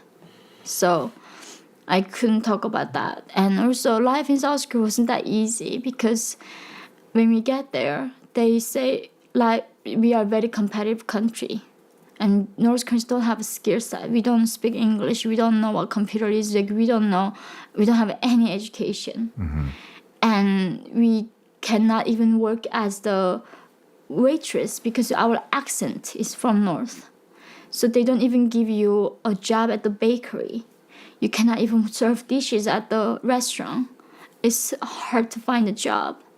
Like in my North Korean girlfriends, they come to America, they find job easily. They work in the elder care. They work in the nail salon. They don't care you speak the broken English as long as you want to work hard. They give you a job. Not in South Korea. They don't rape you because police gonna come after you, but because we have accent and we are, as you can see, a lot smaller than them, and so they don't give us jobs easily, and it's very hard to find any job there. Who was teaching religion then? The Bible. In South Korea, a lot of them are Christians, but the country are not like America is multicultural. They are not used to outsiders, and the only people they respect are the wealthy white people. It's like French Americans who are come, then they're fine. But if you come from Vietnam, Laos, or North Korea, countries are poorer than them, they definitely discriminate. Okay. So it's definitely based on economic power they do. Well, when you got there, so the missionaries saved you from South Korea. So where did they put you when you got to South Korea? No, so they don't put us in it. So missionaries would put us in the shelter in Qingdao region in China. And then after we study Bible for several months, then they send us to walk across the desert. Okay. So we cross the desert ourselves. They don't come with us. It's too dangerous. The chance of making it so low. So they would say, gave us a compass, like you go and cross like 8-wire fences. You might reach Mongolia. Then if you get discovered by a Mongolian guards, tell them that you are North Korean and want to go to South Korea. Okay. But chance of you get discovered by Chinese soldiers is very high. There are wire fences or electrified fences and wild animals, and it's minus 40 degrees cold. Most of them don't make it. That's why they don't cross the Mongolia path. Usually they all go through Thailand. How did you make it across? Walking. We walked. How long? Just one day, because some months they walk even month or days, but usually we pick the most coldest time. So guards wouldn't think that somebody would be this crazy enough to cross the border right now. Oh my God. So it was like minus 40 degrees, and like even you breathe becomes ice cold. It's so cold. So you wait for the worst weather conditions. Because that's at least Thai security. Otherwise, if it's the summertime, just board hanging out everywhere, they're gonna shoot you. They're not gonna let you cross the border. So we chose a time, and we crossed that distance was the shortest distance between the Gobi Desert. Wow. Well, let's take another short break, and then when we come back, we'll talk about your journey to the United States. Great. Perfect. You've probably heard me talk about my psychedelic journey last year and all the benefits that came from doing it. One being that I haven't drank in almost a year. I have not had any caffeine in almost a year. My anxiety is gone. My anger is gone. A whole list of benefits came from that, and it led me down this journey of researching benefits of mushrooms and fungi in general. In my research, I found this company called Mudwater. Mudwater is a coffee alternative with 4 adaptogenic mushrooms and herbs with a fraction of the caffeine as a cup of coffee. I have energy without anxiety, jitters, or the crash of coffee. What I really like about Mudwater is that they took the time to find the perfect ingredients to make a product to help you feel better every day. I genuinely believe that Mudwater is a good product. It's Whole30 approved, 100% USD organic, non-GMO, gluten-free, vegan, and kosher certified. Mudwater also donates monthly to the Berkeley Center for Science of Psychedelics, as Mudwater believes the country's in a mental health epidemic, and so do I. Go to mudwater.com/Shaun to support the show. Use the code Shaun for 15% off. That's mudwater.com/Shaun. Use code Shaun for 15% off. Looking to get your financial future organized? Or more importantly, your kids' and family's financial future organized? Well, if you don't have life insurance yet, you might want to put that at the top of your list. Fabric by Gerber Life is the easy one-stop shop you need with life insurance and other family finance solutions all in one place. Fabric was designed by parents for parents to help you get high-quality, surprisingly affordable term life insurance policies in less than 10 minutes. With over 1,600 5-star reviews on Trustpilot.com, you can feel confident that you're getting a high-quality policy that is perfect for your family. You could be offered coverage instantly with no health exam required. Protect your family today with Fabric by Gerber Life. Apply in just 10 minutes at meetfabric.com/Shaun. That's meetfabric.com/Shaun. meetfabric.com/Shaun. Policies issued by Western Southern Life Insurance Company, not available in certain states. Prices subject to underwriting and health questions. All right, we're back from the break. You have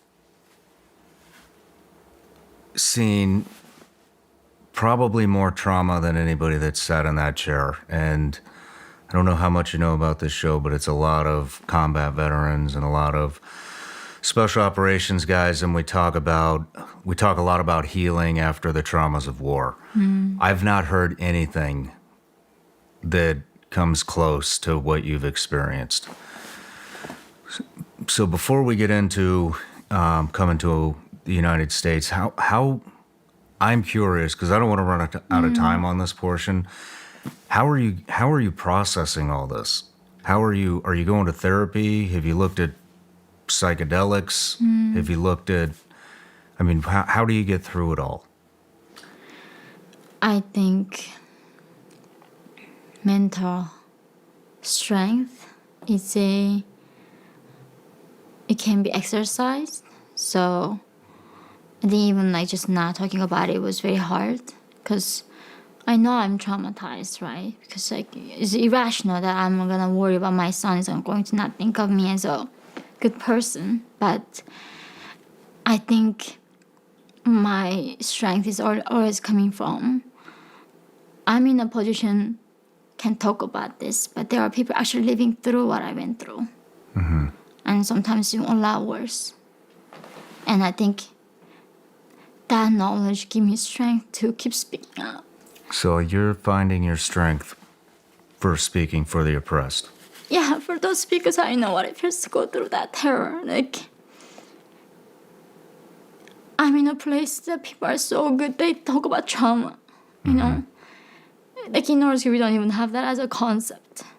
And I'm in a place there's therapy, but actual people who go through this darkness, they don't even know what that is. They just every day is a torture and terror. So, yeah, if I can't even talk about it, what can I do in the world? And I also believe, like you said, I'm lucky that there's a reason why I got saved. There's only 209 defectors made it to America over the last 80 years. There's only 209 Yeah. in the past, did you say years. 80 Yeah. years? So, of course, I'm lucky. Despite everything I've gone through, I'm the luckiest person that I know of.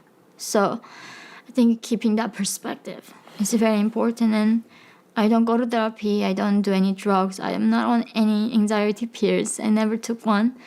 I have done one psychedelic therapy, but You did? once. But What was it? I think it was, let's put it that way, it was helpful, but I don't think I thought I needed one again. It wasn't something that I had to do it again. To me, it's more important for me to make a decision on why I survived. I survived to tell this story. I survived that to shine the light in the darkness. And it's bigger than me, right? My story is a lot bigger than me. There are 300,000 of North Korean girls. Their organs are harvested out of them. I didn't get that. I'm so lucky. So I do sometimes worry though, American culture is sometimes overly compassionate. They almost expect you to become a victim.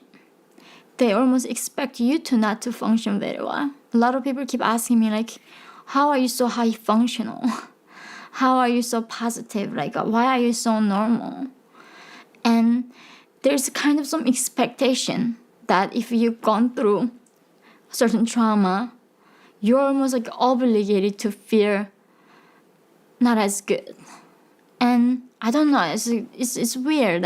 Even being a mother, the most honorable, beautiful thing that I've ever done, doctors keep asking, the postpartum depression is a normal thing. Do you feel depressed? Every doctor's visit there keep asking you, are you depressed? I'm like, you are making me depressed now by asking that, right? So I try not to get into this cultural mindset where become less resilient. That I know that we are a lot stronger than we are. And I try not to become less strong. I'm not in a survivor mode in any way, but strength is a good thing. Resilience is a great thing if you can keep that. So I just decided that I can manage. I mean, if I survive that in real life, of course I can survive the memory of it. Wow. I was not expecting you to say that, and I think that it is amazing that you're saying you refuse to victimize yourself after everything you've been through. And I think that is a enormous problem that we're facing in the United States with people victimizing themselves. And to listen to somebody like you with your story who's not victimizing themselves, and to watch the people in the United States who have all these opportunities, to improve whatever portion of their life they think needs to be improved, and they victimize themselves. It's the common theme now, and it's becoming more and more common. Yeah, it's really sad. It's to see that people are, it's, even today I was driving here, like, even trees are shinier here, and the roads, the house, the peace, and this is the most beautiful thing I've ever seen in my life. And if you cannot have a pride to be a member of this country, what can you ever be proud of in the world? Like, we built this country, we have this country, and it's a miracle. Yeah. Of course, it has problems to fix, but everything is. But losing that perspective and losing that gratitude, I think that's very hard. And if you lose gratitude, you're never gonna be ever happy. When you're only grateful, you can be happy. Yeah. Well, let's talk about your journey to the United States and how that happened. Where did that start? So 2014, I was a junior year in university in South Korea studying criminal justice. And I had the opportunity to speak at a conference in Dublin, Ireland. And that was my really first public speech. And I don't know if you've ever seen me in the hanbok, wear Korean traditional pink dress, and giving a speech. That was an amazing speech. That was my very, really first speech. And that was the first speech you ever gave? Yeah. Wow. And very impressive. I was just turned 21 on that like a few days before that podium. And I had no idea I was going to come to America because I don't have money. I don't have connections. I cannot buy the plane. I don't have visa money to come here. But I did visit America in 2013 as a mission group in Tyler, Texas, to study Bible and do an outreach program for a disciplinary program. I came here 12 weeks and went back to Korea and studied in the university again. But this time, after my speech, I had a book offer from Penguin Random House to write my first book. And then my agent was in New York City. So I went to meet my agent in New York, and then they said, let's write a book. But while I was writing the book, I wanted to continue my university education because I didn't finish it. And they said, there's a great school in New York, which called Columbia University. So just like that, though, great. I love learning. It's what I live for, like understanding how the world works and how the human history formed. It's just most fascinating thing, right? So I applied to Columbia and I got in. So that's how I moved to America in 2015 to publish my first book and starting at Columbia University in 2016 January. So I came here 8 years ago. Yeah. What is the first thing that you noticed when you settled in here? To New York City? Mm-hmm. That's a lot. That is a lot of freedom to take in at once. Yeah, I think it was a lot. I mean, I first place I got to was Times Square because they from DC they the cheapest ticket they could get in Chinese bus. They booked me and they sent me in a bus from DC to New York and it gets off somewhere Port Authority near Times Square thing. And then I got in taxi and got out was like Times Square and I literally first thing I remember was it was brighter than daytime. It was nighttime. And then in North Korea as a child, you always remember because the North Korean propaganda television says we are going to make America a sea of lights by bombing them with a nuclear weapon. I was like, yeah, they don't need our help. It's already sea of lights here. It's like literally brighter than daytime. And then, you know, it's what made me awe of New York City was if you give freedom to individuals, like what they are capable of building with it. What is the potential of humanity was just for scary in New York City that looking at this Empire State Building, you know, Rockefeller Center, like all these buildings would compete with each other and try to leave a mark in the world. And I think that one thing my father told me as a young girl was when tigers die, they leave their skin. But when people die, they leave their names. That's why he told me to make my name long and lasting. And in America, you can do that. Not only dictator can do that. In North Korea, everything is about dictator. Every statue, we don't have ads because you cannot compete with a dictator. We don't have advertisement. But in America, I mean, these people trying to make their name lasting and building the buildings out of their name, libraries, the symphony halls, everything. And I was just amazed that this is a land of individuals, that the individual matters in this land and they celebrate being an individual. And you are no longer about this collective thing. You get judged for who you are, what you're trying to do. And I just felt that was so empowering. Because, you know, you cannot choose your ancestor. I mean, can you choose your ancestor? No. You cannot choose your birthplace.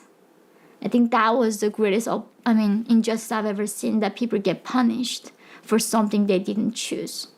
That is why racism is wrong.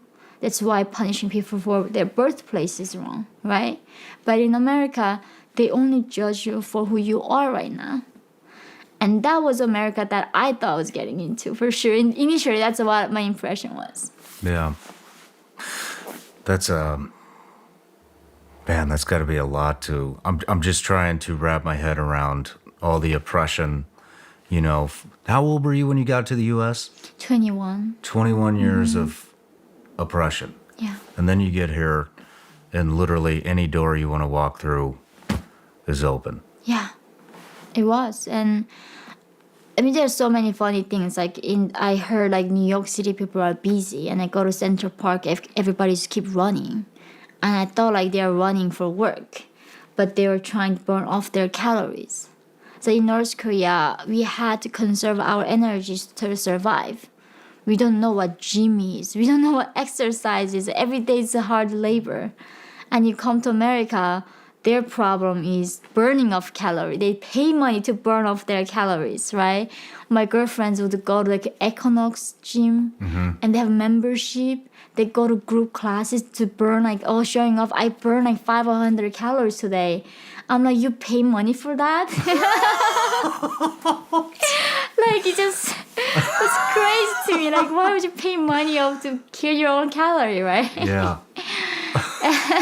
Oh my gosh. And like my girlfriends will show me their like dating apps, you know, that Tinder like left or right thing, and there's any guy you wanna date, any even woman that you wanna date. There's nothing about your class, your 성분 or caste. Anybody you is a total freedom. Like who you marry, who you wanna be with is free, and I mean literally you get any food at nighttime in Uber Eats, right? Just every food is available anywhere. And in North Korea, I've never seen a cookbook. Because how can we afford, 5 kilograms of like pork and garlic, like butter? We don't have those ingredients. There's no cookbook. There's no recipe. We just find whatever we can gather that day. And I never heard like cook was a job. And I mean, there were so many jobs that I never knew. There were people like wedding planners. Like in North Korea, there's nobody plans your wedding, you know? Yeah. It's like party approval, that's it. And so many jobs, different jobs. And of course, understanding hedge fund for the first time. It was just completely new planet. Man, it's so what's your favorite food? What was your Steak. favorite food coming to the US? Steak. Steak? Because I mean, it's in North Korea. I think I had a thing because the cows had more rights than us. So coming to America, eating beef and not getting executed, it was like giving a middle finger to Kim Jong Un every day. You know, Wow. it was like I'm like determined to eat as much steak as I can. Good for you. Yeah. What about the dating scene? That's something that I never even thought about it until you just brought it up. So, I mean, in North Korea, you're not allowed to date. You're not allowed to think. Yeah. How did you start dating? That was hard. I didn't date anybody in South Korea because maybe this is the trauma comes with it. I never want to date Asian men. Like I was never attracted to it, and I never kissed Asian men. Like I think because of all my rapists was Asian men, I was I guess maybe associating that with it. Yeah. So in some sense, coming to be completely honest, I have nothing to against Asian. My son is Asian. People believe me. I'm not that. But maybe it was easier to coming to America. People did not speak any Korean or Chinese. They were speaking English. They looked different, and I was able to start that dating at 21 again. And I dated a Russian Jew who escaped from Soviet Union as a child. As a Jew, they were also persecuted. So there was a lot of connection to understand the oppression. Okay. And then it was weird because in New York City, I was at 21 in a very conservative community relationship, and all my friends were like, "What are you doing? You're 21. You need to supposed to test the water. Like you need to have fun. You need to, self-actualize by dating a lot of people, see what you like." So they were like keep saying I'm doing wrong by being in a committed relationship that is my first relationship. So there was a lot of social pressure being in college and telling me that it's not okay to be that serious at 21. Yeah, that's a lot of influence. Yeah, and everybody, literally the people that I really admired were telling me that, you are a woman, you need to enjoy your sexuality. And it was shocking. Did you find it, did you get enjoyment out of dating and getting to know different men, or? I did not date casually ever. So first person I was dating for a year, very seriously. The very first date wound Yeah. up being a year-long relationship. And second man that I met was my husband. Okay. So I don't think I ever got into American dating scene like that. And also it was interesting because they're all lovely people, but from North Korea, I thought big, fat, bald men were attractive because you were very starving in North Korea. And in America, like I was just attracted to a lot of people that my friends did not find attractive. So my girlfriends were just so amazed. Like, you have very odd taste. Well, when you articulate it, it definitely makes a lot of sense. Yeah, because I did not know the conventional American beauty standard. And so I did not know what it was for very confused long time. And so, yeah, dating was very... but Americans were not judgmental at all. They knew my story. None of them ever judged me for what I had to do to survive. I'm very grateful for that. And yeah, they made me feel like a woman who's worthy of desire. And I'm very grateful for that. Interesting, very interesting. Let's move into some of the similarities that you see today, which your book Yeah. is what, the message that you're sending out. What are some of the first similarities? what comes to your mind first? What are you seeing that resembles maybe the beginning of what happened in North Korea here in the United States? There are too many, but let's begin with a few. One is attacking individuality. It's now America becoming more of attacking that. It's all about collective guilt in America. As I said, my son is half white. They say he's privileged and he's guilty. He did not choose to be a white. Nobody in America today alive owns a slave. Nobody ever should feel guilty, and nobody is privileged because of their ancestors. America using race to divide people and making each other hate each other. And I think that's very heartbreaking. They are using exact same tactic to divide North Korean people. They are using the same tactic here. Second is meritocracy. In North Korea, it doesn't matter how good you are. It doesn't matter how hard you want to work. It's all about, in America, nice here, equity, right? Are you a person of color? Are you a sexual minority? And companies have quotas. Universities have quotas. Literally, university is the place where you try to train you to be competent, giving you the best skill you can.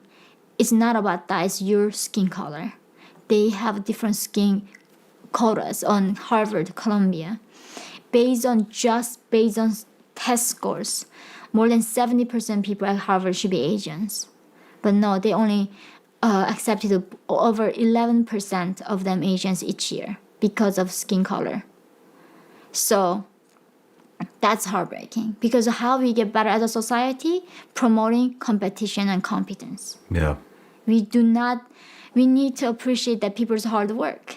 When somebody told me about justice in South Korea, I never heard what justice was. I asked them, like, what is justice? And this person said to me, in South Korea, if you work hard, you're going to get rewarded for that in South Korea, because that is justice. That's why I work so hard. Now in America, hard work means less and less, because it's all about the diversity of inclusion, the quota, equity, and that destroys civilization. We have tried that. And nobody knows how to build anything. In North Korea, if your father is a king, like Kim Jong-un, he becomes a leader. If your father was a farmer, you become a farmer, right? And you cannot rise. And I don't think discriminating merit is any good thing. It's a very dangerous path that we are digging into. And people do that. And not only that, like at Columbia, they attack science. They said that math is racist. And this is the very first lesson that I learned in North Korean classroom. My teacher asked me one day, what is 1 + 1? I said 2, and she said wrong. Because my dear leader discovered at a young age, adding 1 drop of water to another drop of water, it becomes bigger 1. It doesn't become 2. That's how he proved that math was made up by white men. Interesting. Now in America, they say the same thing. The math is made up. Gender is made up. Gender is a social construct that was made up by white men to control the minority. And I'm a woman. I can never be a man. Woman is a woman. You have a uterus. You make eggs. You have different genetics. And now me saying this, that I argued with my professor one day, I can never be a man, and she said, you are brainwashed. And if it's a science, you gotta debate that. If you cannot question the science in Korean America right now, then that's the end of progress. If you cannot challenge the science, then there's no progress. And if no progress means you are getting destroyed, that's a very scary path that we're getting into. Yeah. So all these attacks, and also about the same thing that my teachers were telling me, how the most important thing is my dear leader, not my parents. Now our children at school learning that our parents are not safe because they are bigots. They are never gonna understand you, right? They tell you that your parents are not safe space. If they don't accept who you are, legitimize everything that you feel, you gotta run away from them. We try to destroy families, get that tie away.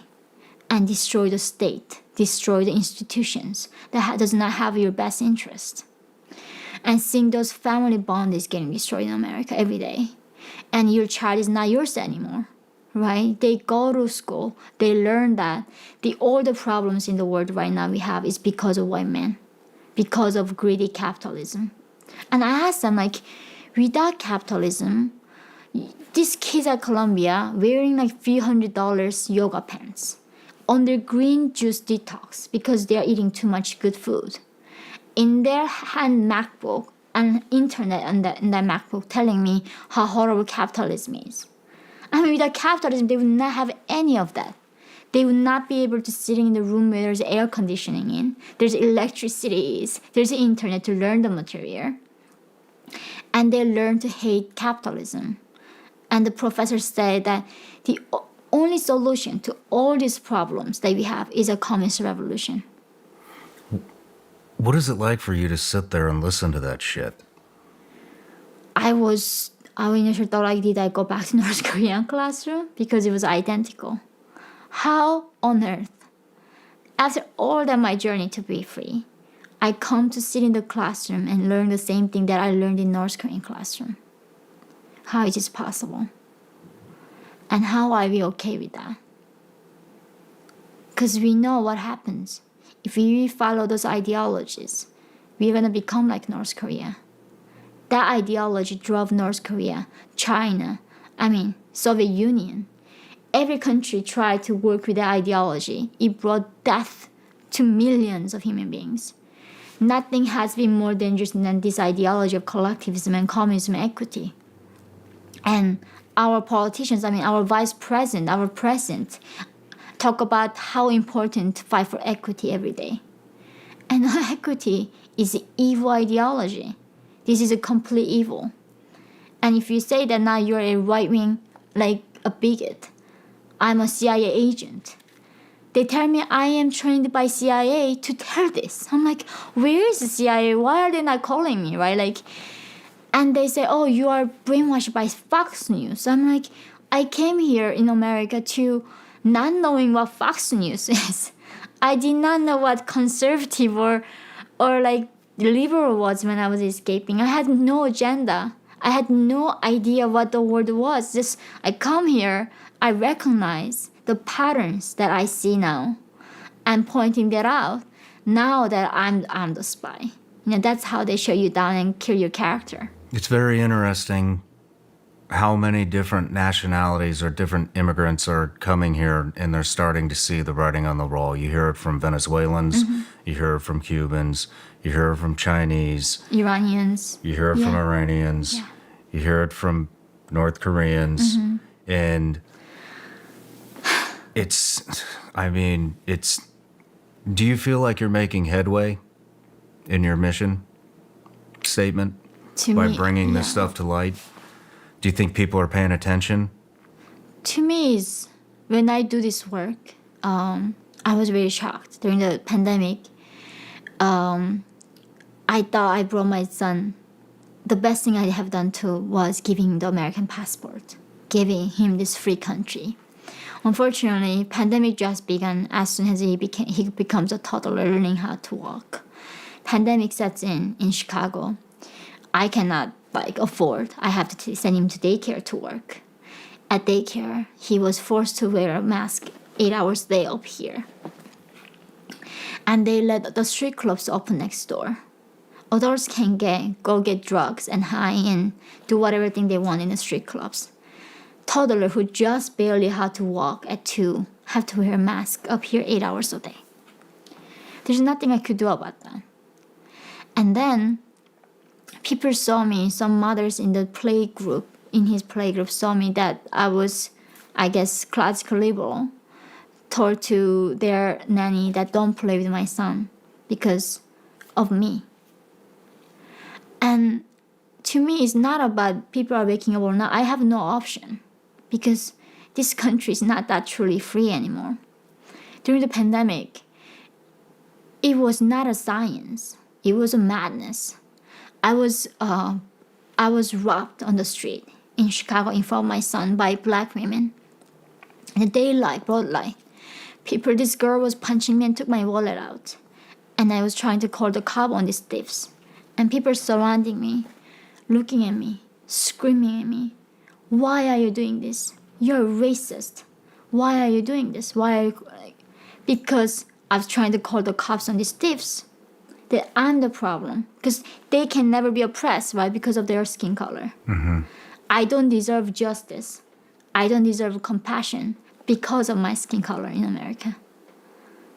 I mean, this is another side of madness. This is another side of injustice. Because I'm not a black, I don't deserve to be protected by the public. I don't deserve to call the cops and get help from them. And I think this is a thing, like, people don't understand what the world would be like without America. When I was escaping from North Korea, even that darkness, I had a place to run to. I had hope. I can escape to freedom. I mean, if America falls down, where do we escape? No place to go. We don't. This is the last hope for humanity. This is the last hope for me. And this is the only hope for my son. No matter people don't wake up, it doesn't matter, I have to fight. Because I know if we keep going this path of this equity bullshit, we are going to end up like North Korea. And already, like, it was so shocking to me. Americans were asking me, are North Koreans or stupid or something? Why don't they just start revolution? Right? And I'm like, so let me ask you, like, currently now in America, you stand up is costing your job, your livelihood, and your reputation. But in North Korea, it costs 3 generations of your children's, your family's life. Your life, your kid's life, your parents' and your grandkids' life. Yeah. And then in America, even the price is not that much. People are cowards. They go to corporation. They follow the diversity training. They follow all this nonsense. They don't even know what that means. They do as they're told. They do as they're following shit. Like all these people. If I was alive the time of the Holocaust, I would have saved Anne Frank. I would be the hero of saving all these people. I'm telling them, yeah, there are 300,000 of North Korean women are going through modern day Holocaust. What are you doing about it? Nothing. Watching their Netflix. So the hypocrisy of these people. But you should, I mean, that's the thing. There's no alternative other than keep fighting to me. So I think that's what I'm trying to convey to American people. It's not an option to fight or not. We have to do this. If we don't do this, if we don't protect our freedom, who's gonna do it for us? You know? I was always saying it's important to fight for animals' rights. There are so many of my friends in New York City fight for climate change, fight for little ducks, fight against Canada goose, fighting for dolphins. And to me, they always ask me, like, why are you fighting for human rights? And people ask, like, why do I have to care about human rights? We don't ever ask, why do you have to care about puppies, right? Somehow, when you fight for human rights, you always have to tell them why you fight for it.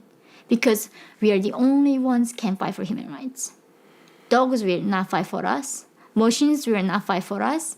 We are the only ones can fight for our rights as a human beings. Yeah. And somehow, that is not somehow automatically understandable thing to them.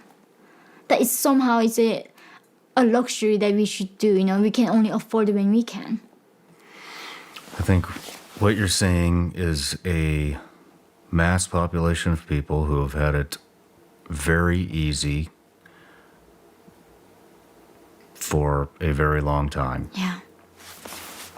They don't understand. It's like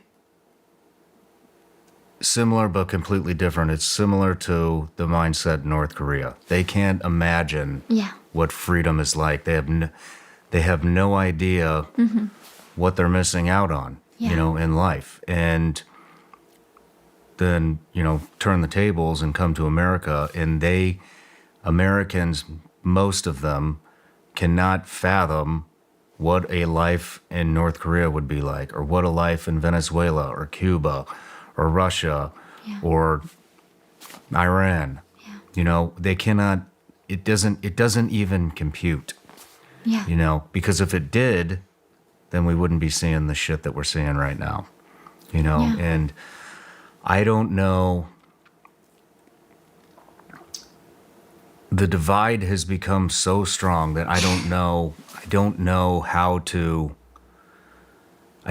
bring this stuff to light. You know, it's people like you that have to bring it to light. And I think the hardest part of what you have to do is you have to bring the story to two different sides of this country. Yeah. You have to bring it to the right, to the conservative side. You have to bring it to the liberal side, and in hope to God that people are listening. Do you feel like people are listening?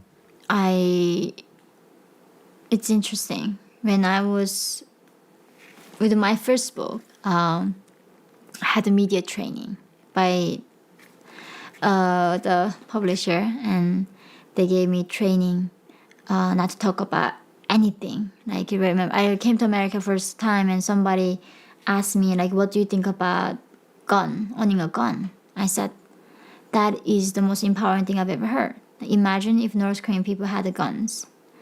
They're not gonna let them come execute your mom or your children. They're gonna shoot them back, even if, it doesn't matter, you're gonna get killed anyway. If we had guns, governments, what, are they gonna kill all of us? Then who they're gonna rule over, right? It makes no sense for them to kill all of their people. So there's no country ever can do that to their citizens if the citizens have a right to defend themselves. Mm-hmm. It was about that. I was like, of course we should defend that right. It's the most important right I can ever see as a free individual. Keep that liberty. And they were like, okay, what do you like to read? It's like, I like to read John Stuart, like Mill's, like On Liberty, and Bastiat's The Law. And they were like, okay, but just don't talk about that in public. Because before even you start your fight for Northern people, they're gonna brand you as a conservative right-wing conspiracy theorist. Mm-hmm. So I had to avoid that for a long time. I did not talk about that. I only talked about it when I was seeing the pandemic, how I was powerless raising my son in Chicago. There's nothing I do to making no sense this mask mandate on my kid. There's nothing I could do. You know, they were forcing him to do it. I mean, what can I do? There's nothing I could do. Even though children are safe. And they would open the dog parks. And then my son, the children's playground is closed in the hot summer day in Chicago. Where the sun hits the playground, it's sanitized at all. And I was like, dogs have more rights than my child right now. Dogs can go dog parks and play and run around. My child, because he's a human child, he cannot go to playground and play together. And I would feel so powerless at the time. And I was like, I'm not gonna repeat the history. I'm not gonna be like my grandmother, gonna be complying with this control. And when it comes to me, I did not know even that I was oppressed. And I'm gonna fight everything I have. Good for you. Good for you. I love hearing that. Well, Yeonmi, I think that is a perfect way to end this. And I just want to say I know how hard it can be to share your story. I've not experienced anything even close to that, but I do know a little something about internal trauma, and I just want to thank you for being that vulnerable and sharing your experiences with my audience, and I know it's going to have a tremendous impact, and I just thank you. And for everybody listening, go buy While Time Remains, links in the description, and I seriously, it's been a real honor, hearing your story and getting to know you, and thank you, and I wish you the best of luck. Thank you so much. You're welcome. Thank you. Cheers.